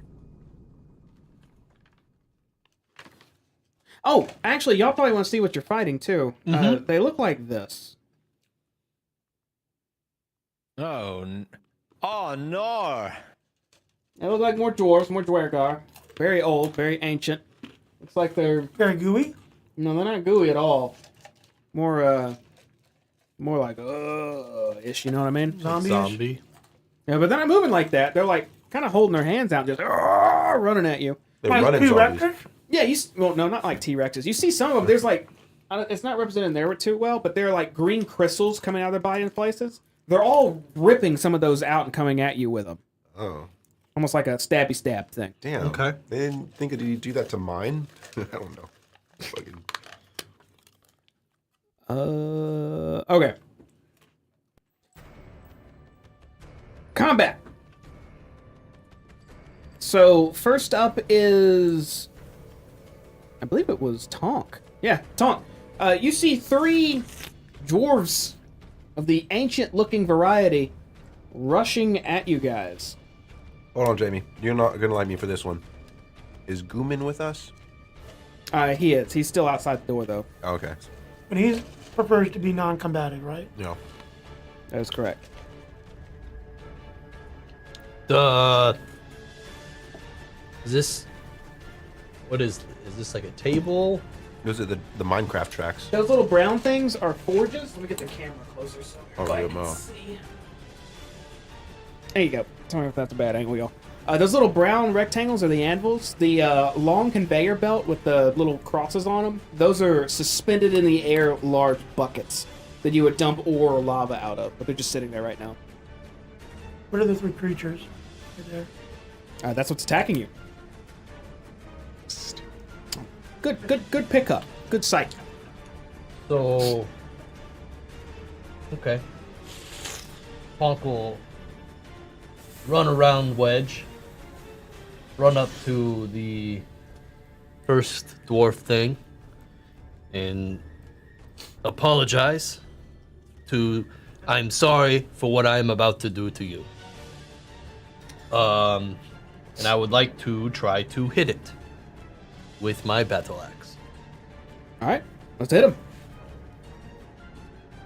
The 10. Okay, you go to swing at this feral ashen white. Ugh. As you swing down at him, he's kind of lowering himself down a little quick at you, and when you swing down, he dodges to the side as he's still approaching you. I kind of, it's been a minute, I'm a little rusty, and I'll swing again. 24. The next swing, he sees you winding back up to swing again. Are you two-handed or one-handed? One-handed. All right, he's winding back up to swing again, and he goes to duck. Duck's a little early, though, as you just swing low and cut into him. Or bash into him. Wait, no, cut. You got an axe. 15 damage. All right, take 15 damage. That's a lot of damage. He also needs to roll a con save.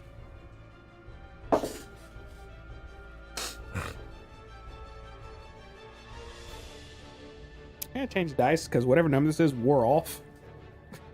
We're gonna retire that one. So 1. There was a 1 on there already. Oh. He got a 17. Nothing happens. Okay. I end my turn. All right. Wesley, you see Tonk already just swinging into this dwarf that's he's in its face. How's it look? Was it bloodied or what's anything? Nothing? Pretty hanging out, pretty chilling still. Oh shit. You know, I'm gonna try something new. I got this magic missile wand. I want to give it a spin. Okay. Can I use that? You absolutely can. Alright, I could go up. Hold on. It says I could use up to 3 charges per turn.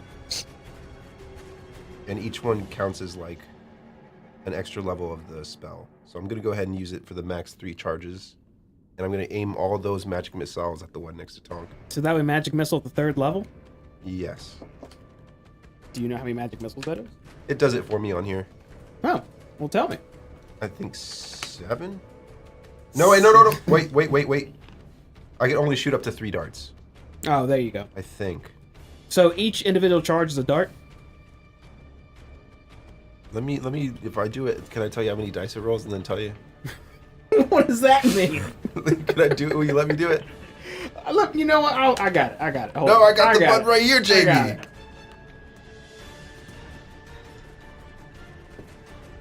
You can spend 1 or more of its charges to cast the magic missile spell from it. So the magic missile spell at level 1 shoots 3 darts, I believe. I'm right on that, right? It sounds like it upcasts it. Yeah, 3 glowing darts at level 1. So if you're upcasting it, it'd be at level 2 or level 3, depending on how many charges you use. So if you use 3, it adds another dart for each. Okay, yeah. For 1 charge, you cast level 1 version of the spell. You can increase the spell's level by 1. For each additional charge you expend. So I'm gonna do it max. I could do it just 3.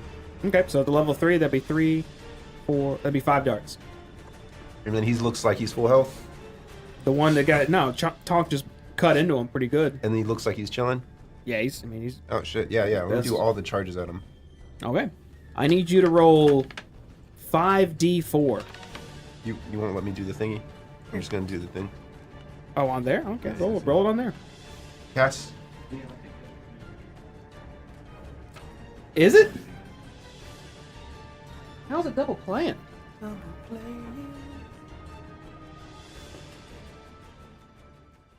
Oh shit! I think my shit is broke, Jamie. I think my shit is broke. Oh, I think I used all of them, but I never saw any dice roll. I just used all my charges. Can you tell me what to roll, dude? 5d6 or 5d4. 5d4s? Okay. Tell me what to do. Oh yeah. You know what? I'm aiming at Tonk because he made fun of me. No, I'm just kidding. I got a 13. 13 total? 13 total. Okay, that plus 1 is going to be 14. So, you hold out this wand of magic missile. Have you edited it all? What's it look like? I literally found this on the floor. Is it a stick found on the floor? So you aim it. How do you cast it? What do you say? Like, what do you do? I think this is the way you point it. Okay. you hold it forward, and the tip of it I don't know where I glows got it from. dim purple, then widens out, and these tiny little diamond-shaped purple gems just flow towards this creature and slam him over and over. Just stick on him and explode for 14 force damage. I can't, but I found that on the floor. It doesn't have my flavor on it, you know? Oh, true. Is the same one Tonk hit, I'm guessing? That's the one you went for? Yeah, that's the one I want. How's it looking now? Yeah. Really? Oh, shit. For my bonus action... No, wait. I can't do anything else. I'm done. Okay, the one you guys have actually been shooting at was the quickest. He's up next. This Ashen White holds up this green gem in its hand, this shard, and he's just trying to stab into you repeatedly. His first swing is a 22. Yeah. All right, it's gonna stab into you. As soon as it does, it just it starts burning. You take 8 necrotic damage. Ow. And you feel your whole body just slightly weaken. You have disadvantage on your next attack roll. Seeing as he stabbed you once, he pulls it back and he swings it sideways. He's trying to stab you again with it. No. I don't think this is gonna hit though. 11. Okay. Second one, you kind of just shove him away a bit to avoid getting pierced again by this weird gem that grew out of his body. That's the end of his turn. Next is another feral Ashen White. Can you move the one in the way back? How far away is he from Wesley? Why are you coming 30. Oh, after me? Okay, he full books to Wesley, holding the gem out. He seems to be screaming like, just Damn. this horrifying sound out of his mouth as he's running at you. He has a shard in his hand. He just goes to stab it on you, Wesley. You guys should have gave me that dagger. I'm gonna use my sentinel feet, Jamie, and attack him. Okay, go Oh ahead. shit. Do I have to see if I hit? Yeah. 19. 19's gonna hit. All right. And then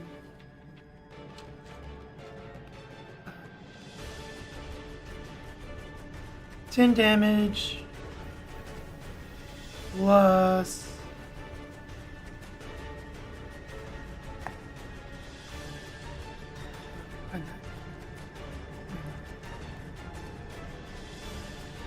Is the music okay now, Flynn? Okay, cool. plus 1d8.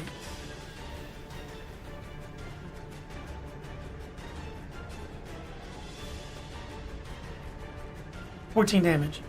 Okay, that was a long sword? Yes. One hand? Yes. Okay. As he's full charging, you see his sockets are hollow. You don't even see eyes there, but you see his mouth open, just screaming as he's running towards Wesley. As you see that, you kind of crouch down a bit with your sword in place, and as soon as he gets within range, you cut forward, slashing him for 14. 10 slashing damage. No, yeah, 10 slashing damage and 4 fire damage. Okay, for all of that. No resistances there. As soon as you cut through him, he's still just locked on, moving forward, unless your sentinel does something else. It stops his movement, Uh, but he'd have to be he would- right. Oh, in he'd front be of right you. next to you. Yeah. Okay, so he'd still be So- at Wesley. So he staggers a bit, and then just starts gutting at Wesley. I had already rolled. He got a You can attack the motherfucker that just attacked you. 24. Let me Well- check. That feat only works if he's attacking somebody else. Wesley, you get stabbed for minimum damage, 5 necrotic damage. Ooh. And you have disadvantage on your next attack as you feel your body just... It's like this fatigue is just flowing through your veins now, getting stabbed by this thing. He reels his shard back and tries to stab you again. 10 does not hit, though, correct? No, it does not. Okay, second one, you dodge out of the way. Just you cut your coat a little bit on the side. Oh, not my coat. Instead of his turn, Flynn. Get this motherfucker.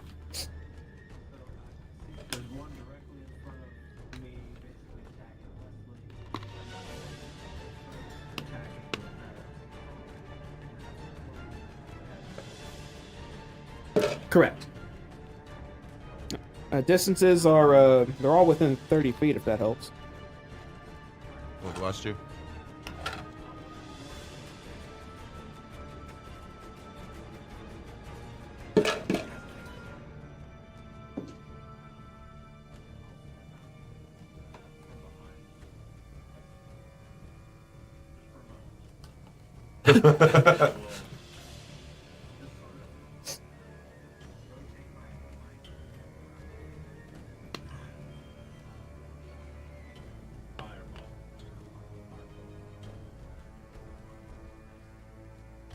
Okay, a flaming middle finger goes his way. 18 will hit. Middle finger hits him in the forehead, knocks his head back a little bit.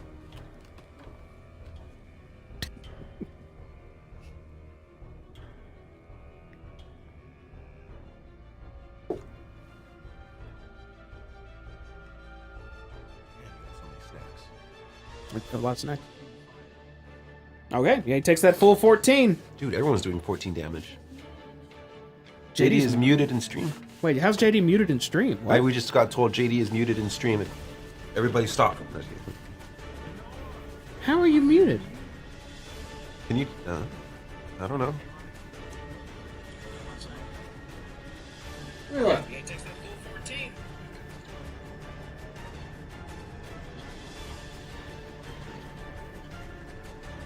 Talk louder and harder.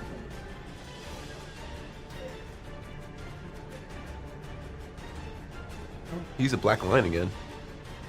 Oh, that's because I alt tab.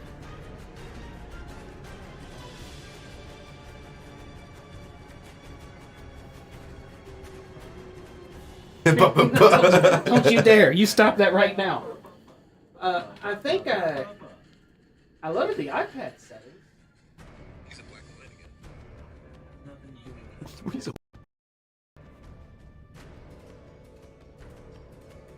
again.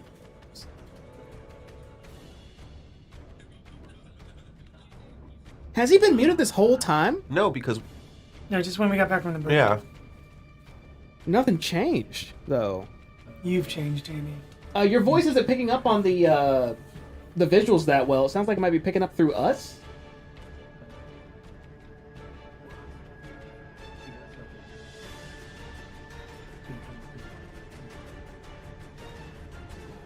Next time on Jamie. You're like way lower on the meters than we are. Yeah, we're listening. I want to listen.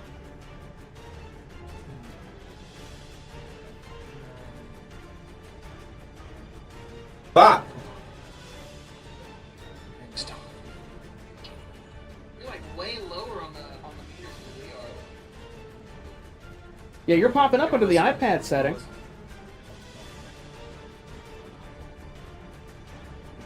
Yeah. Bop! Turn that shit down. It's confusing me. Hold on. What?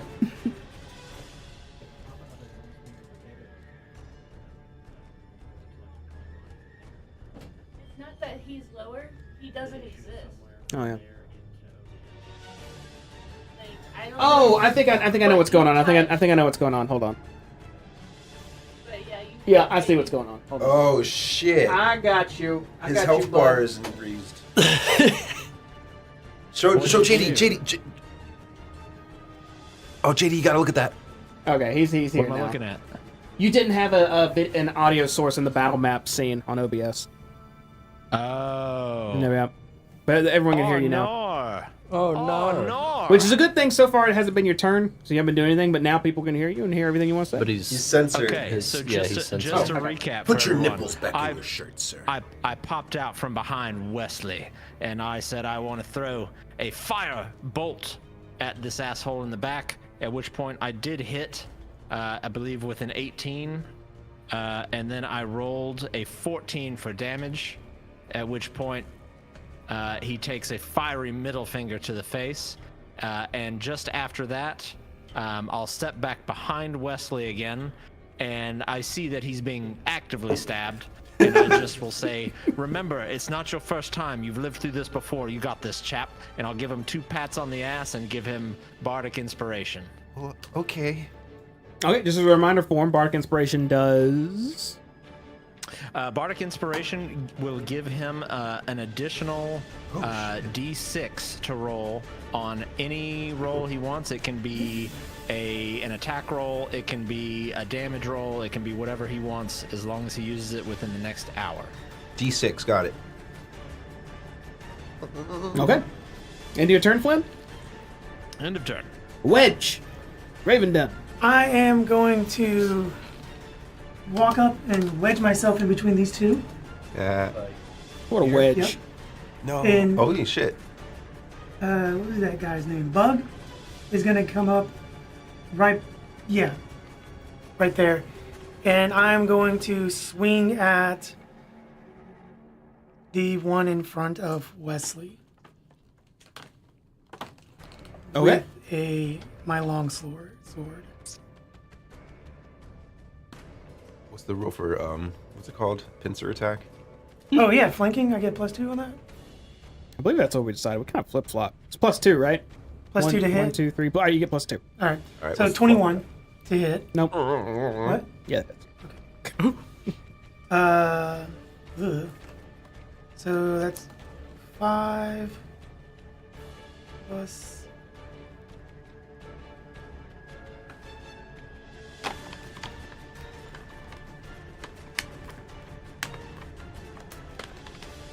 Damn it. Hey, don't pay attention. is the slowest green flame blade I've ever seen. All right. You've ever heard. So 9 to the one I just hit in front of Wesley. Mm-hmm. With 4, like as soon as I hit that guy, it sparks off and hits the other guy. Doesn't he have to be 5 feet from the target? Not you 5 feet from the target? A rule man. Look at that. I learned something about holding your action too if we ever get to that.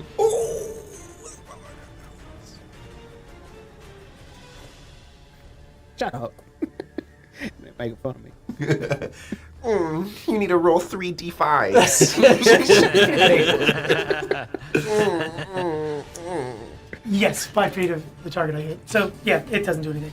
Okay. So I hit that guy. You gonna hit him again? Oh, I forgot I had multiple attacks. You should. You're So the melee that's- style. 9 damage. Right there, and you have to see if I hit again. You have to roll again. 17 plus 2, so 19 to hit. That'll hit.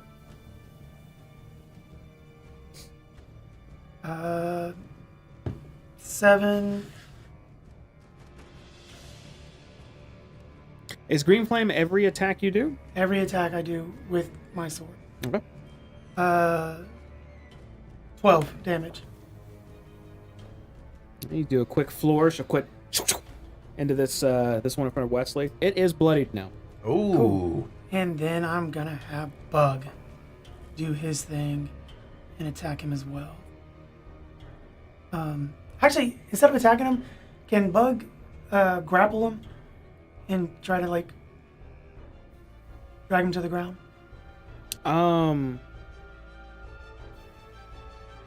Yeah, I think grapple you would make an attack roll, and instead of doing damage, you would grab onto him.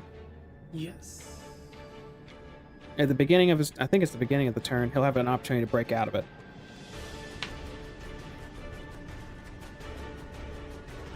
Let me see.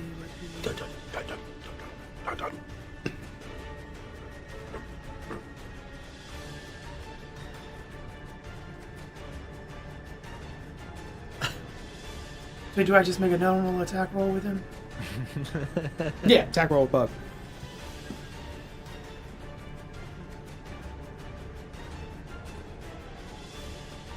Man, I want some meatloaf.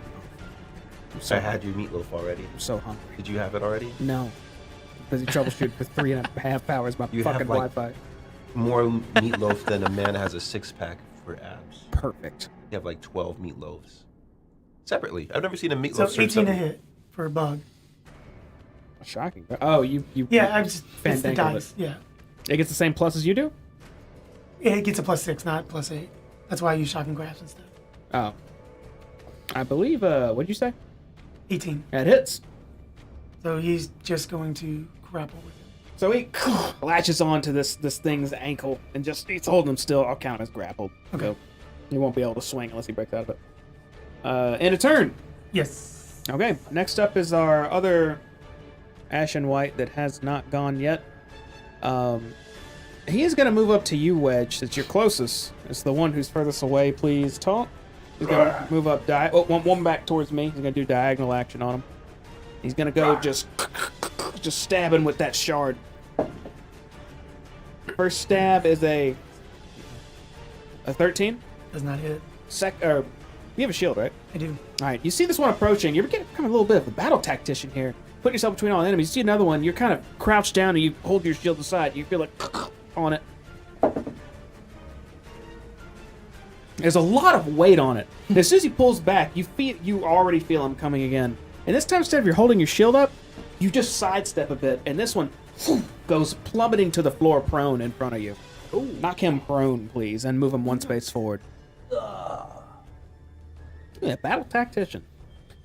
That's the end of his turn. Top of the round goes back to Tonk.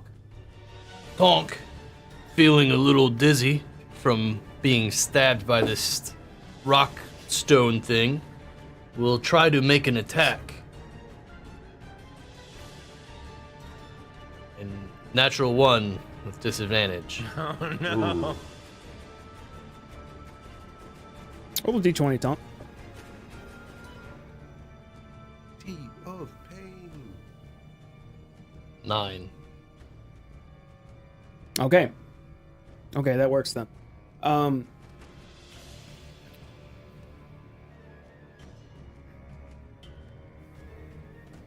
Roll one more d20, Tonk. Oh shit, bro. 4. Okay, that's gonna trigger an attack on you then. You swing as hard as you can towards this white in front of you, this ashen white. You swing so hard, this thing dodges out of the way. It looks like you're about to hit Wedge, but you pull back just in time, avoiding slicing him instead. But it leaves you completely exposed. This ashen white takes his little shard and just tries to do a quick shank on you. Fortunately, however, he's gonna miss. As you see it coming, you just kind of just tuck in your guts a bit, and you see it go right in front of your stomach. So having my balance back under me, so the disadvantage was just for my next attack, so I'm good to... You're good to swing now. I go to swing again. 14. Okay, as soon as you gain your balance back, you hold your axe in one hand. You just try to swing upwards at this creature. It's too fast, Tonk. He just ducks out of the way of you again. Oh, Tonk will then huff and end his turn. Okay, Wesley, your next It's attack my has turn. disadvantage, but you feel inspired because of a certain tiefling in your I group. sure do. What would you like to do? What does bloodied mean again, Jamie? I forgot. Bloody means they are half health. They're half health? God Or damn, less. After all that shit? That's a lot. I told you I didn't understand these things, CR. All right, well, shit, man. Might just do the wand again. Thinking the wand again. Wand is I guaranteed like damage. the wand.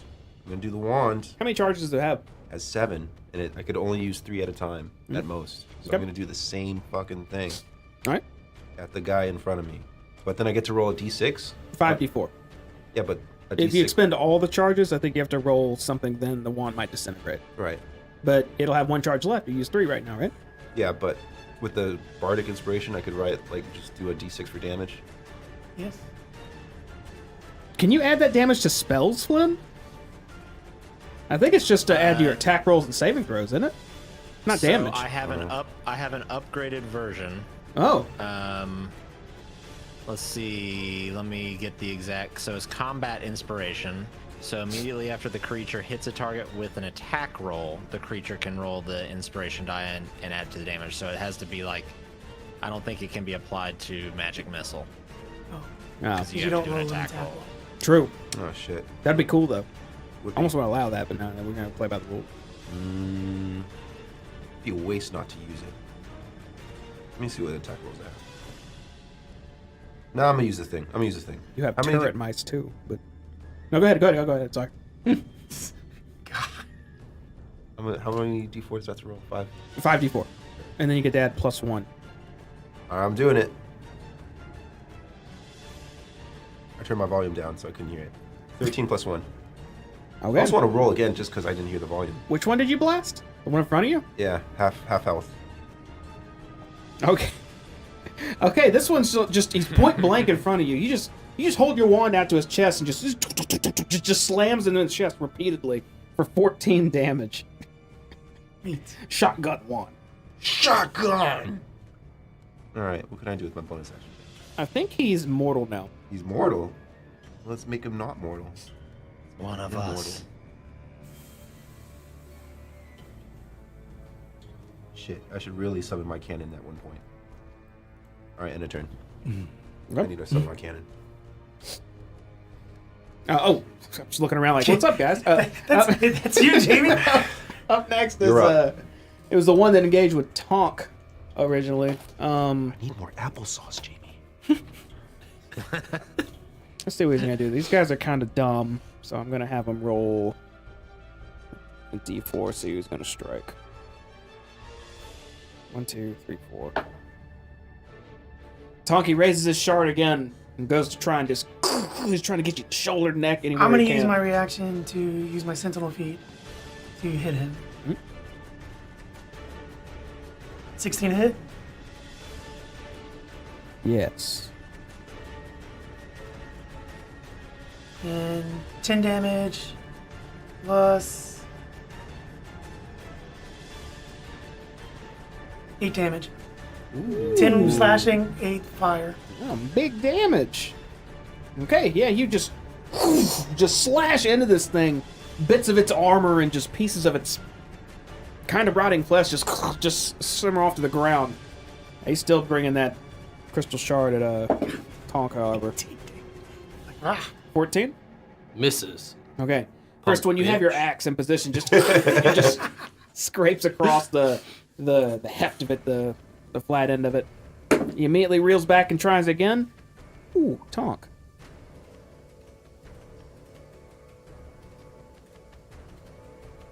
That's the same face he has when he orders tenders. Sometimes. That's when there's like something wrong with the tender. He's deciding if you should eat it or not. I'm gonna get a 10 to 20 for you, Tonk. Here you go. I didn't get it. So he swings at you, Tonk, and again, these things are feral. They want to just get on you and just keep stabbing. As soon as you see him try to just leap and stab at you, you just quickly sidestep, falls prone right next to you. Go ahead and knock him over. Nice. Oh, Yeah. That's the end of his turn. he is Silly screwed. Fucked. Up next is the one that Off with his head. tried to stab Wesley repeatedly. Who's grappled by a bug. That's true. Let's see if he breaks the grapple. Which one is grappled right now? The one in front of you. Oh. He's gonna make Oh, should I have gotten advantage on that shit? Wait, no, that wouldn't matter. You hit no matter what. an athletics It would have check. evened out because you had disadvantage. Roll Bugs athletics.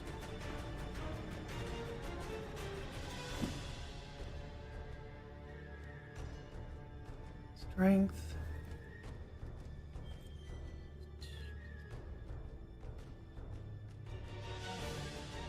I'll just roll my strength and add +2 to it. Does that work? Sure. You get 12 or higher. Well, I guess a 13 or higher, actually. 17 +2, or yeah, 17 +2, so 19. Okay, Bug's got this creature's just whole cap, just in his mouth, just holding. You see this Ashen White just grab Bug's mouth. He's trying to pull it. He's kicking, trying to free his leg. Bug He ain't going. just can't move. It's gonna end his turn. Flynn. All right. It's kind of hard to see the map. Give me a little Is tilty. it just the one in? Is it just the one in front of Wesley now? You have the one in front of Wesley, then you have one prone near Wedge and one prone near Tonk because they nat one like crazy. How does the one in front of Wesley look right now? Almost dead. The one in front of Wesley is mortal. And the one in front of Wedge is bloodied. And the one to the side of Tonk is pretty fine. Okay. We'll say that. The one that is in front of Wesley. Oh, but he's upright. Remind me, if I'm attacking with a melee attack against a downed something that's prone, I have advantage, correct? Correct. Okay. I'll scoot around Wesley again, and I'm going to run up to the one near Wedge that's prone, and I'm going to pull out my rapier as I run up, and as I do, I'm going to cast True Strike on it as well. Ooh, 2024 True Strike. Ooh. Yes, That's hard. new strike. The old one sucked New ass. strike, True Strike. And I make one attack with the weapon used in the spell's casting. The attack uses your spellcasting ability for the attack and damage rolls instead of strength or dexterity. And if the attack deals damage, it can be radiant or the weapon's normal damage, your choice. So I'm going to make a weapon attack here against this downed whatever this is. You got advantage. Also, I got them mixed up. First roll was a 7. Second roll was an 18 plus. Let's see. My plus would be +5, so 23 to hit. That'll hit, but just to update you guys, the bloodied one, the mortal one's in front of Wesley. The one near Tonk is bloody. The one you're hitting was the healthiest one. You're okay with that still? Yeah, that's fine. I'll stab it. Okay, that hits. Okay. So let's see. Attack uses. Attack is in. It can be radiant. Yep. Okay. So. +4. True strike. I'm just trying to decipher this real quick.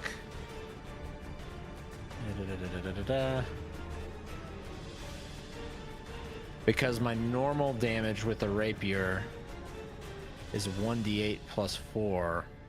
This is 1d6 +5. So fuck it, we'll just do this. I'll figure it out later. So I'm gonna do the 1d6 +5, and I do want this to be radiant damage. Okay. So that's 4 + 5, so 9 radiant damage. Okay, this thing's on the ground. You run up, and what's it look like? How do you cast True Strike on your blade?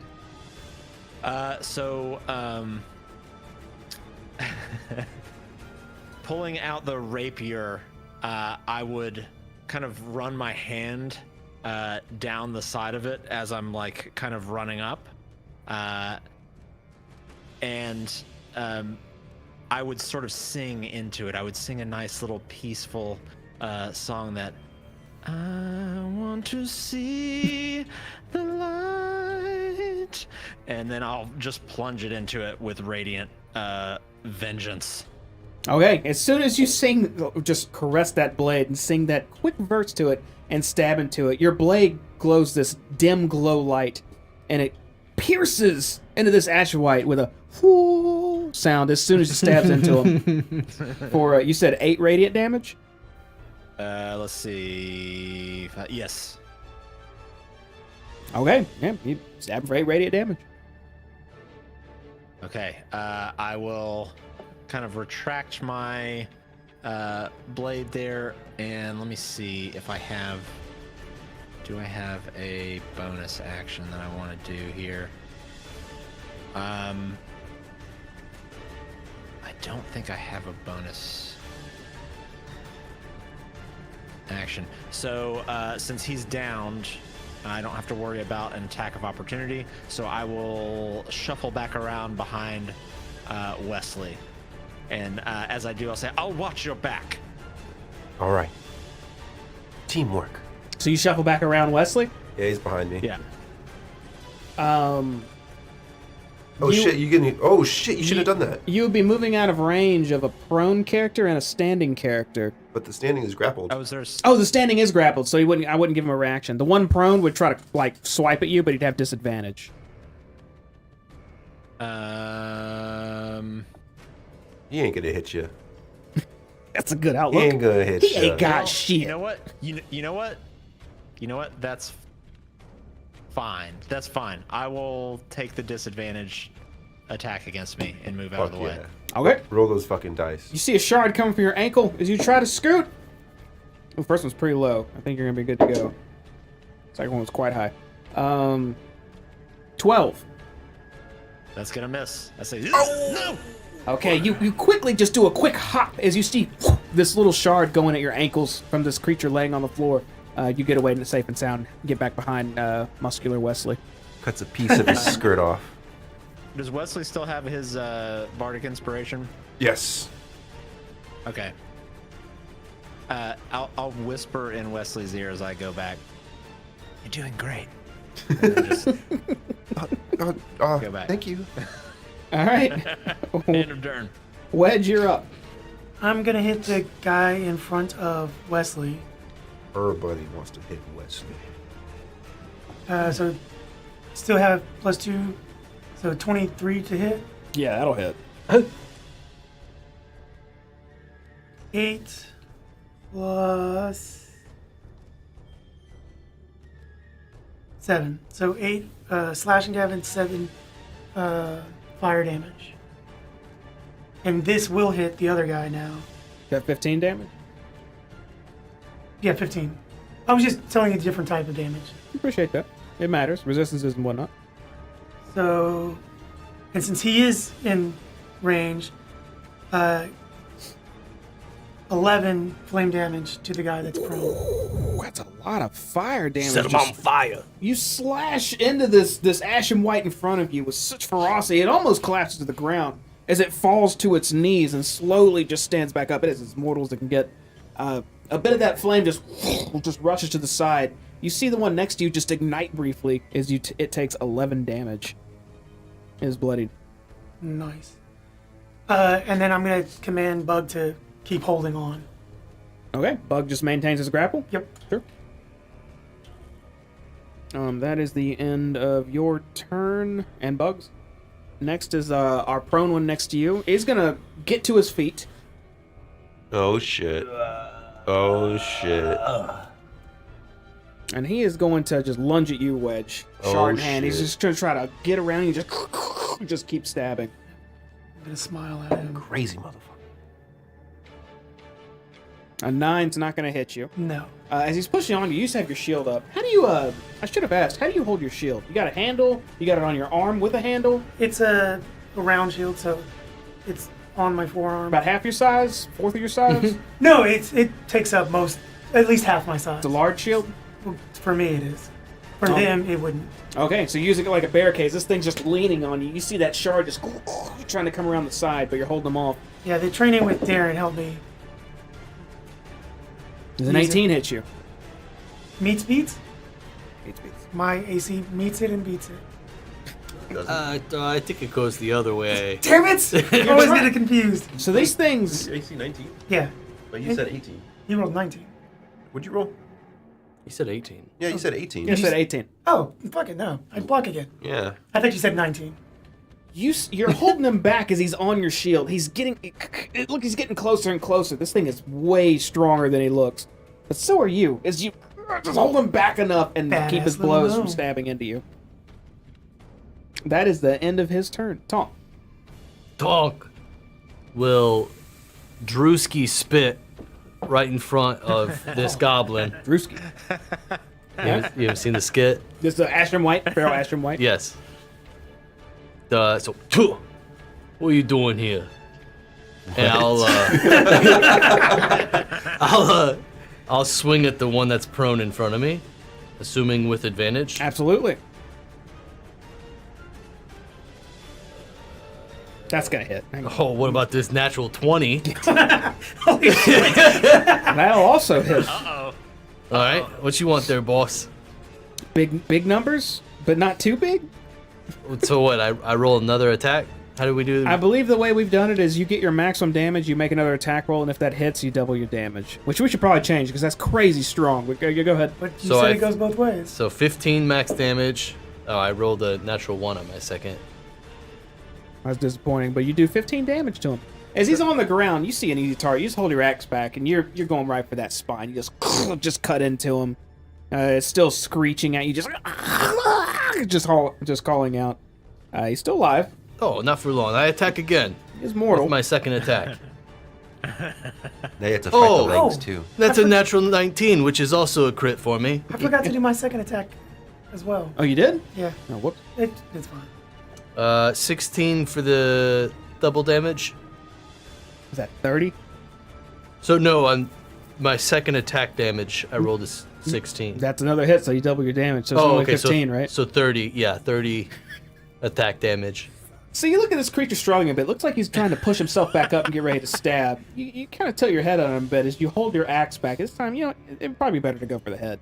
As you, and you hear your axe on the onyx floor as it just splits this thing's head in twain and it stops moving. Okay, this one's done. I end my turn. Up next is Wesley. Wesley. What the who's who? The one in front of you is Wedge. oh, Flynn. Thank you. That's what I Bog's in asked. front of you, and I have Henry in front of me.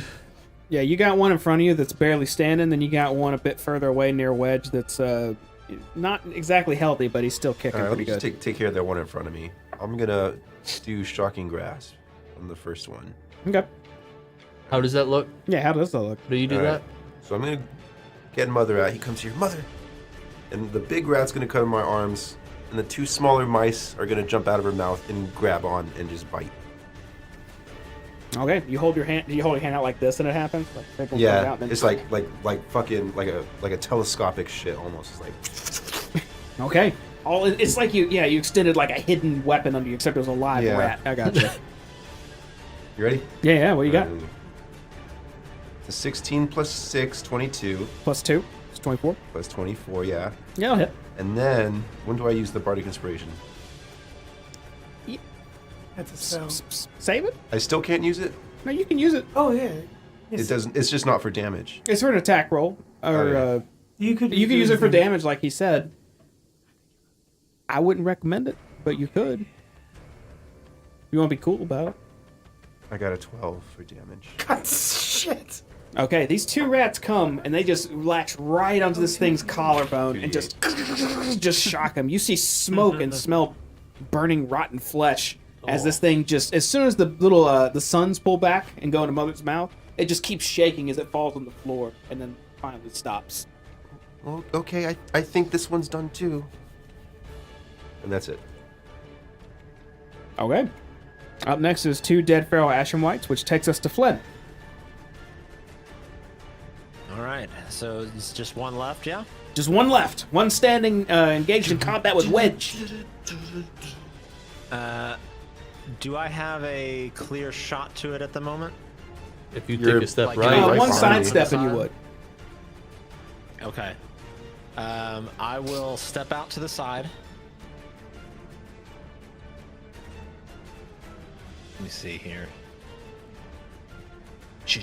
Yeah, I think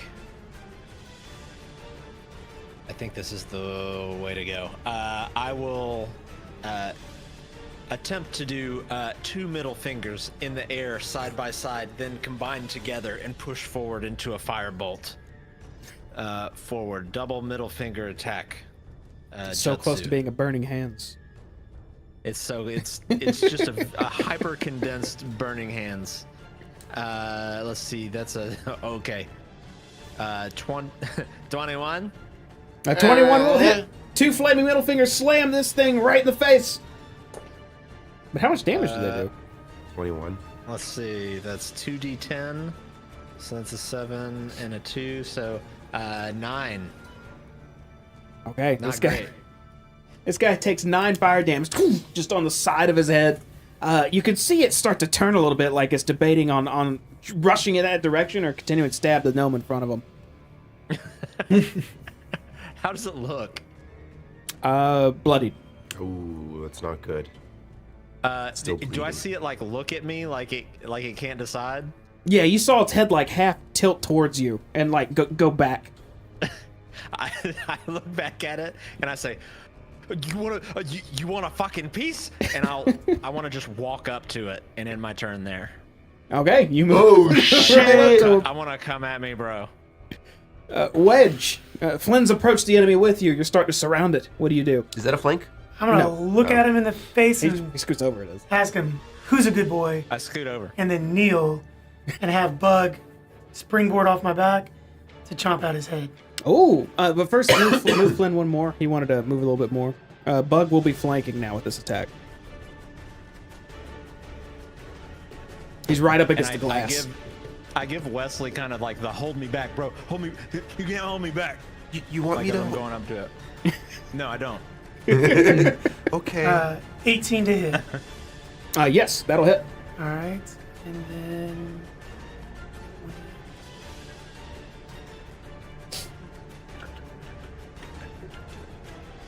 Five damage. All right, a little respectable 5 physical bug bitey damage. Or is that magical or It's piercing. just regular piercing? No, it's force. Force. Okay, that's Force, important. sorry. Okay, it takes 5 force damage.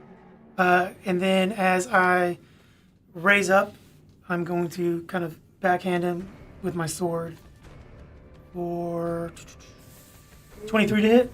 That'll hit. 7 plus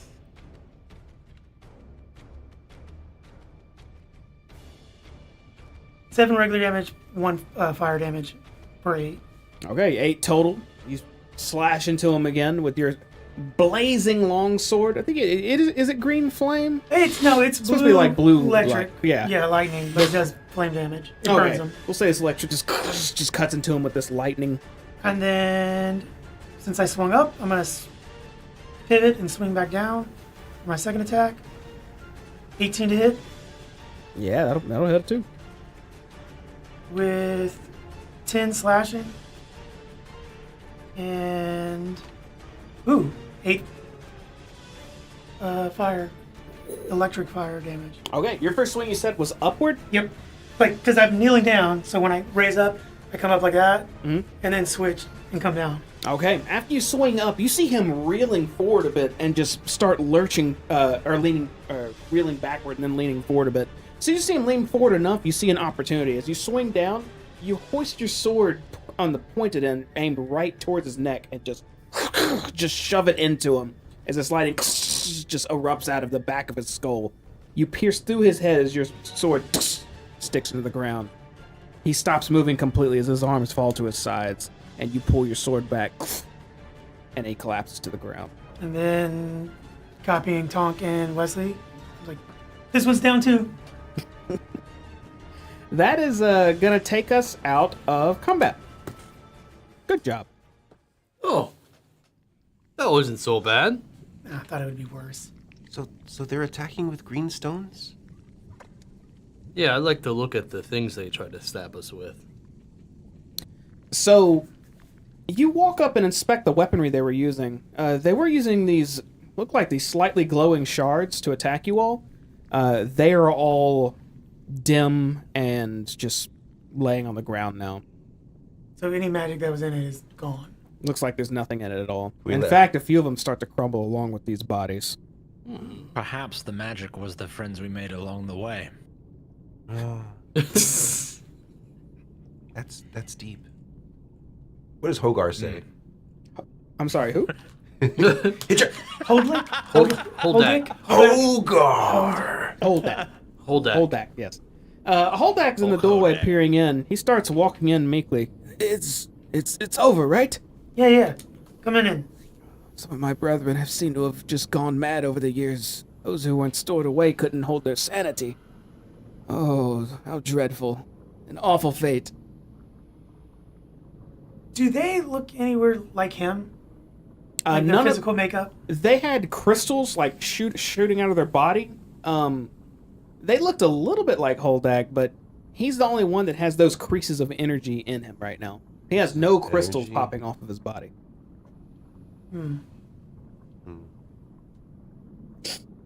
Do they look just fully decayed, or are they crystallized at all, or anything? The bodies? Do they Yeah. turn into ash? They look pretty decayed. They don't look too crystallized, except the spots where they had pulled the shards from. There's a few more in their body still there, not near as big to stab with, but they're also just fully dimmed out. They're not lit at all. I'll turn back to Holdak. Was this your fate before they decided to put you in the jar? I turn to look at him when I say this as well. He's still looking I down very at the. specifically turn my head to look at Holdak. He's still looking at the corpse, one of the corpses on the ground that you guys felled. They turn him toward. I turn my head to look at Holdak. Thank you, Doc. He says, Yes. I can only imagine I so. mistook you too. Without the protection of whatever they put me in, or the magic they used to store me. If you're left centuries under whatever magics or whatever they had us under, I suppose that's the end result. Particularly when But, you're I around Neth magic. Yeah, but I'm just slightly confused. Was there some sort of handoff, or are the mind flayers still here?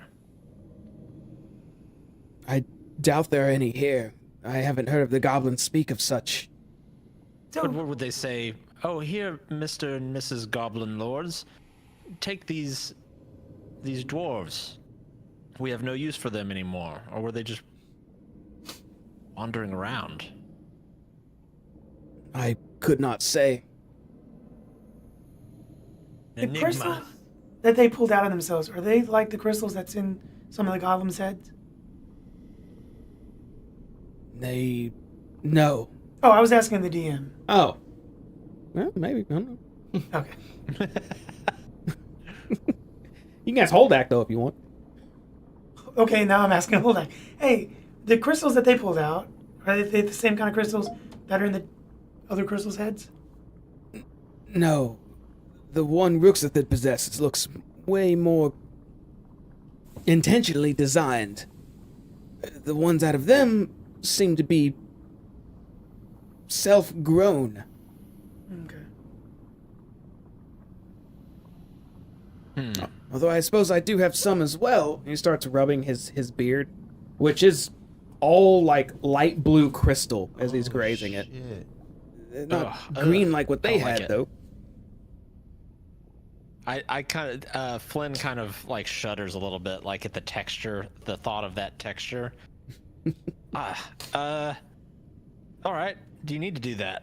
Oh, you know what? It's fine. So I guess I'm just confused on what these poor souls were doing down here in between when the mind flayers left and when the goblins moved in. But then again, they did say they tried to avoid those dwarves. Perhaps we just almost walked into our own doom. Perhaps we do that a lot. Is that a habit we have? Should we change No. We're on the right path. We're doing the right thing. I Sorry, could not what? say. Get on. What? And I kind of recede back into my thoughts a little bit.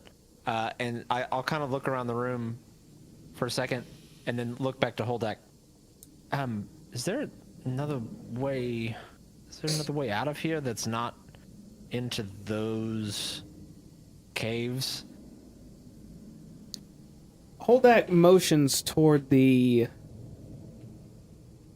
eastern side of the room and says, There are a few ways down. The closest one now is through the conveyor system.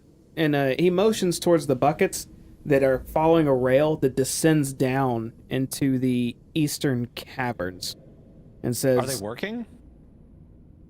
Are you asking me or Holdak? You. No, nothing in this room is active right now. Okay. I shut the fuck up.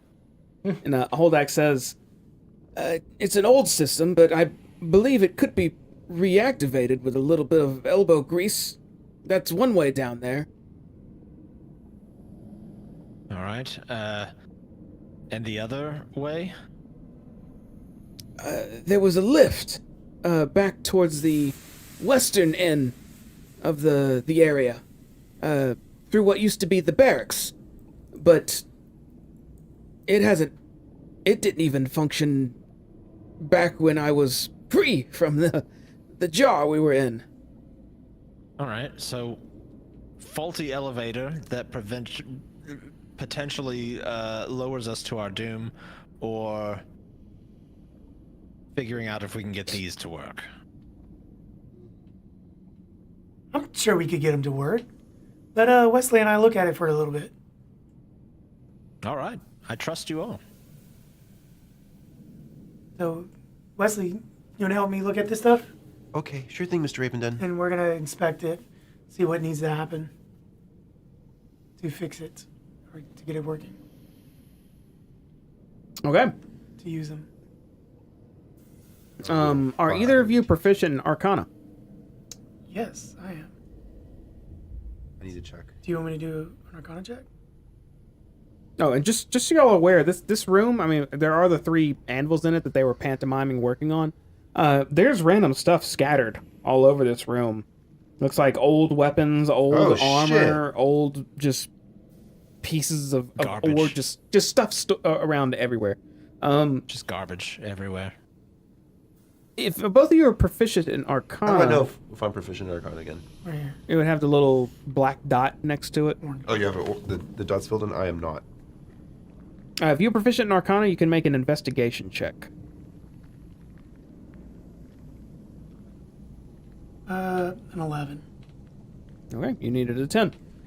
Towards the western side of the room, you can see what looks like a little podium popping up with a dulled crystal just shoved into the middle of it, and like a couple of levers and whatnot. Maybe it looks like to turn it on, turn it off.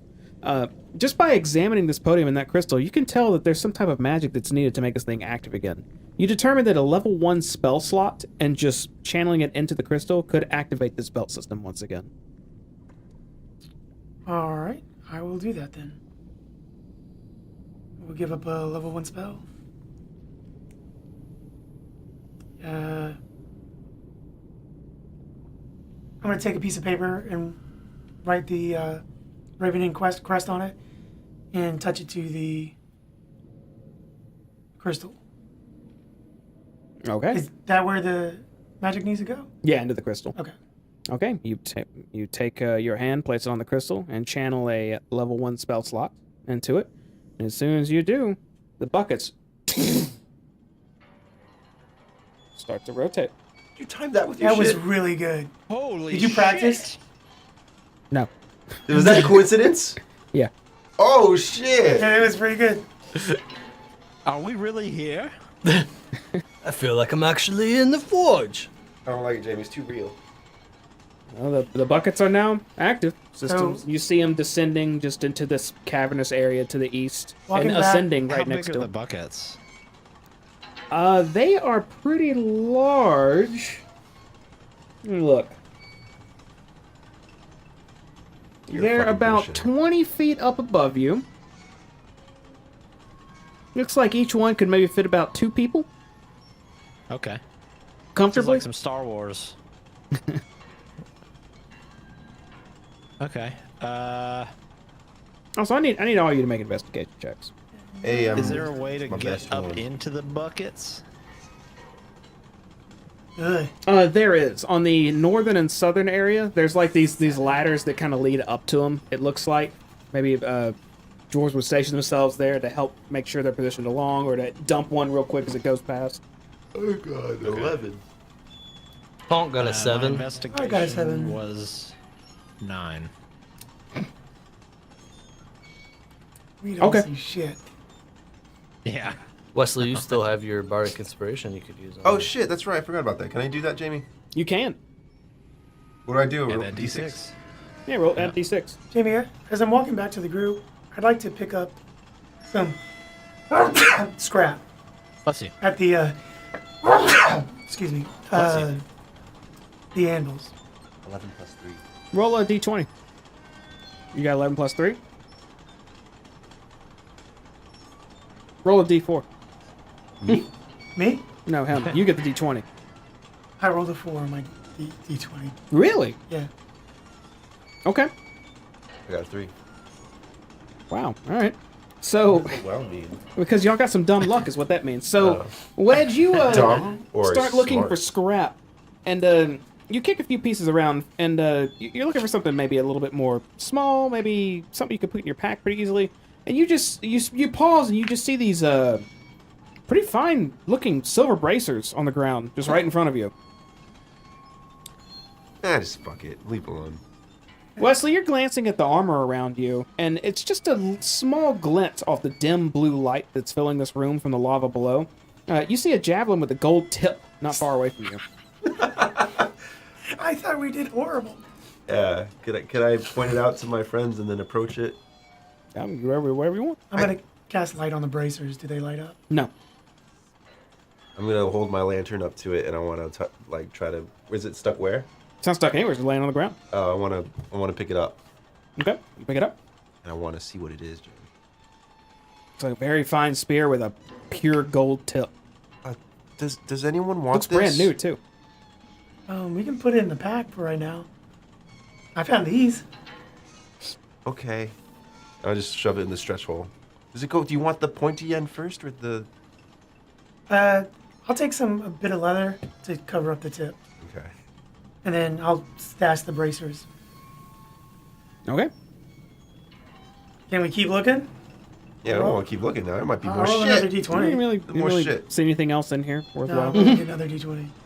Ooh, 19. Metal. Scrap. Are you letting us roll, or is it just bullshit? I was bullshitting. All right. Can I pick up some scrap though? Like a couple pounds of scrap? Yeah, I mean, there's metal in here. You can get some Okay. scrap. I want some scrap. Yeah, both you can see Wesley and Wedge. They sort of keep having this ooh piece of candy mentality to them. They keep bending down. They look at something. You see one of them pick up a weapon and put it away. And the other one picks up like 2 gleaming silver cylinder cuffs. You see him stow them away. Then he just picks up like some rusted metal off the ground and put that away too. With just as much reverence as the nice stuff. Like, ooh. I asked if you guys wanted the spear. Yeah, the artificers seem to be they're in collecting materials mode. It looks like. I mean, I guess they just gotta get their fix somewhere. Is that what you say to Flynn? Yes. Come here, beautiful. I guess they just gotta get their fix somewhere.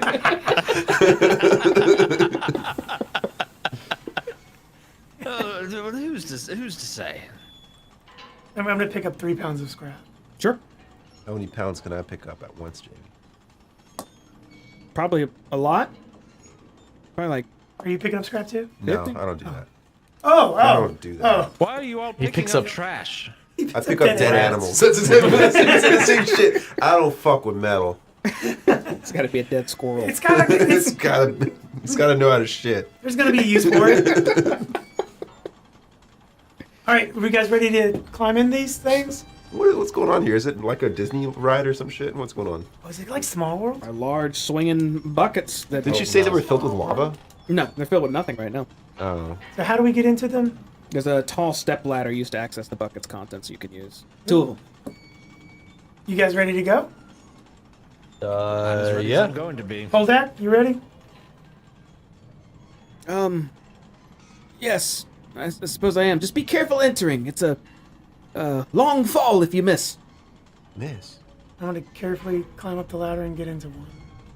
Very carefully. You get in by yourself? I'm going to get Wesley to come I go with with him. You gonna try to get the same one? Yeah. Okay. Tonk Flynn, what's your plan there? I'm guess- assuming I'm gonna let you know before they do something. I guess we'll hold hands and hop in. Absolutely. All right, so we go in pairs of 2s, and Holdak will take the 3rd. Can you fit with Yeah, us? that sounds if good. you were smaller? Let's not because of the weight. Okay. Okay. So you climb up and get in line and get ready to get the same bucket at the same time. It'll be a little difficult. They're not moving quick, but they're kind of like going that fast. So I'm gonna need acrobatics check from everybody.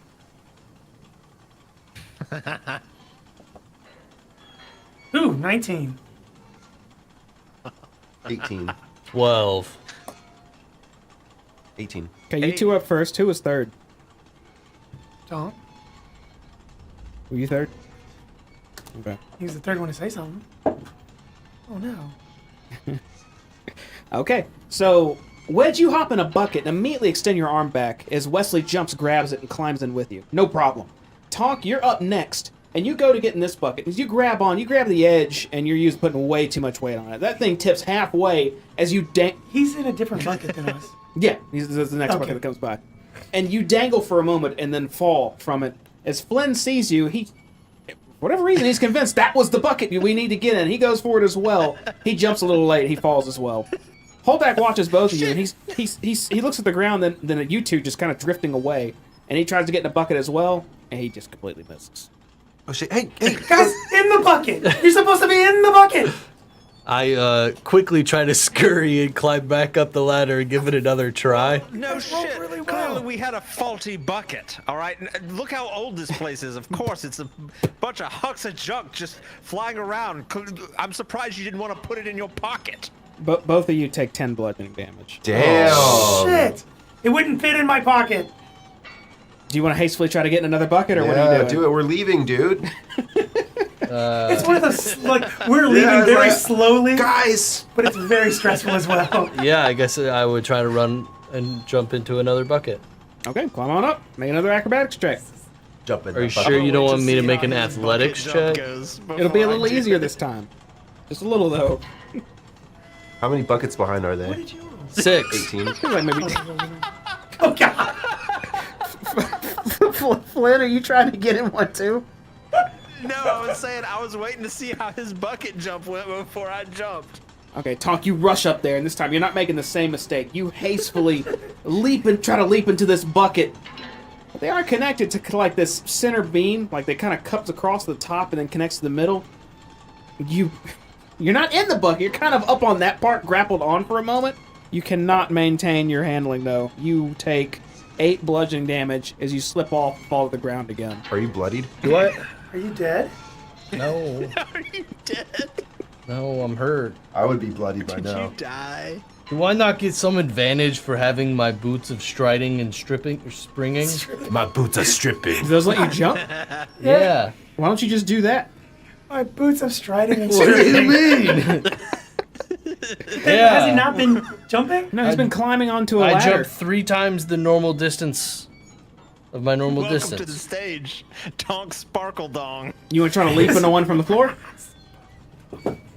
Sure. Flynn, are you watching or are you We're doing leaving, guys. Yeah, they're like maybe I 6 want- buckets ahead now. I want to help. I want to help Tonk into whatever bucket he's trying to get into, and I'll figure it out my own way. Okay, Tom, make an acrobatics check. This one's even easier. But I'm What helping. about an athletics But I'm check? helping.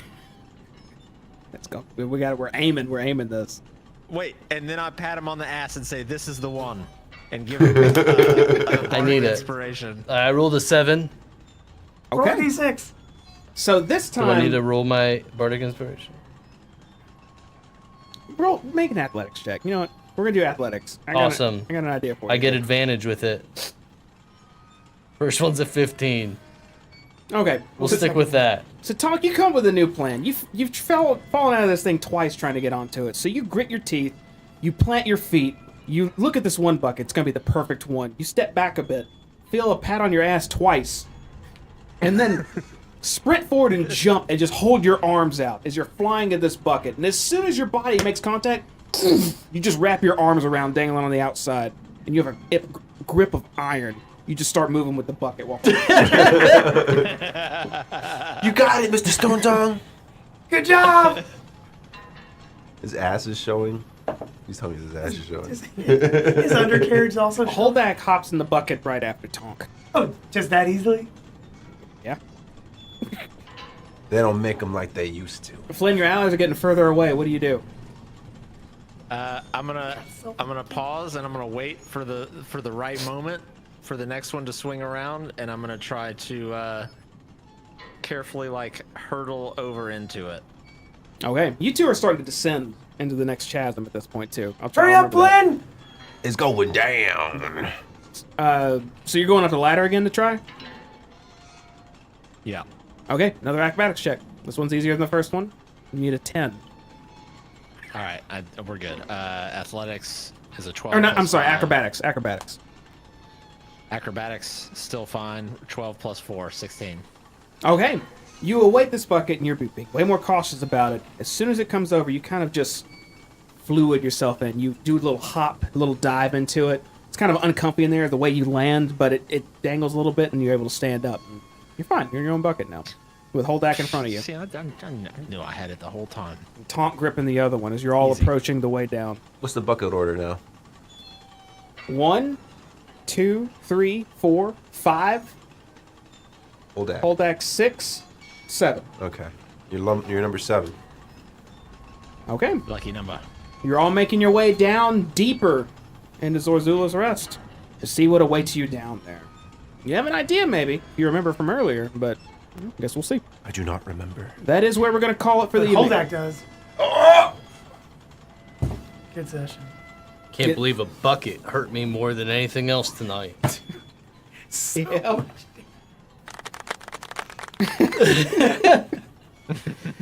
The buckets were going to likely be a problem, but good job either way. Everyone's still alive. We're proceeding. We got an ally, a very important one, because all the stuff you've discovered so far was really hard to find, but he helped you out. So there you go. It's good being nice. Good. We did real good. And the goblin thing worked out pretty well. That no one was probably expecting at all. No, I thought we were done. We're TPK. I thought that was like some fucking D&D shit. Like, we're gonna die, but you wanted us to keep playing kind of shit. You know what I mean? Nope. I actually didn't edit it. I knew what their mentality was and what the situation was, and All right. that was It was one of the things on the table. That's why I told Wedge earlier, honesty, sometimes just works out. If you guys had let off with, look, we're here for Ruxathid. He's an asshole, we want to deal with him. He would have been like immediately, all right, let's talk a little bit. Because talking to goblins have always worked out for us. Sometimes, I mean, they're sometimes not. But, it'd be what it be. Either way, good job. I had a lot of fun tonight. I'm glad it ended up working out. I was a little stressed beforehand because of the internet stuff, but it ended up being okay. Thanks to you guys' help, so I appreciate that. Whoop whoop. We will meet again in 2 weeks if everyone's cool. All right. Yeah. Also. This upcoming Friday will be our return to Saltmarsh. We're booting it back We're up. back, baby. We're Online mode. We doing it digitally using, I think, Roll20, something along those lines. But we'll all be there 20. on our cameras back at an online campaign, kind of how we did Avernus. You remember that? Yeah. I remember that. Yeah, you remember that? Yeah. Yeah. So I'm looking forward to All that. same I believe. cast and crew. We're excited. stealing a submarine, if I'm not mistaken. So we'll figure out how that We'll goes. have a recap. I don't think I have anything else. Anything y'all want to say before we get out of here? That was it for me. Libbity-doo-dah. Oh, Spelljammer in a few weeks too. Still working on it. We got a new player. I'll introduce y'all later. But thanks for watching. Please like, subscribe. It helps out, and we'll see you next time. Oh, Have a good one. Oh, well, hey. You had your Speaking of chance. liking and subscribing, I'm going to ruin your outro here. Oh, I yeah? need 5 more subscribers to hit to 500. Oh, really? So, if you're out there and you're on the fence, you want to support the channel, please subscribe. We greatly appreciate it. We only need 5. 500 sounds like a cool milestone. They probably give us stuff for that, right? Probably get like I think we priority on stuff. Or You something. get a pat on the back. we get a party hat. I love party hats. Self-administered. Self-administered pat on the back. I'll take that. I like pats on the back, even if it's from me. All right. Thanks It's again, y'all. 500. Like that's a milestone. So. Y'all have a good night.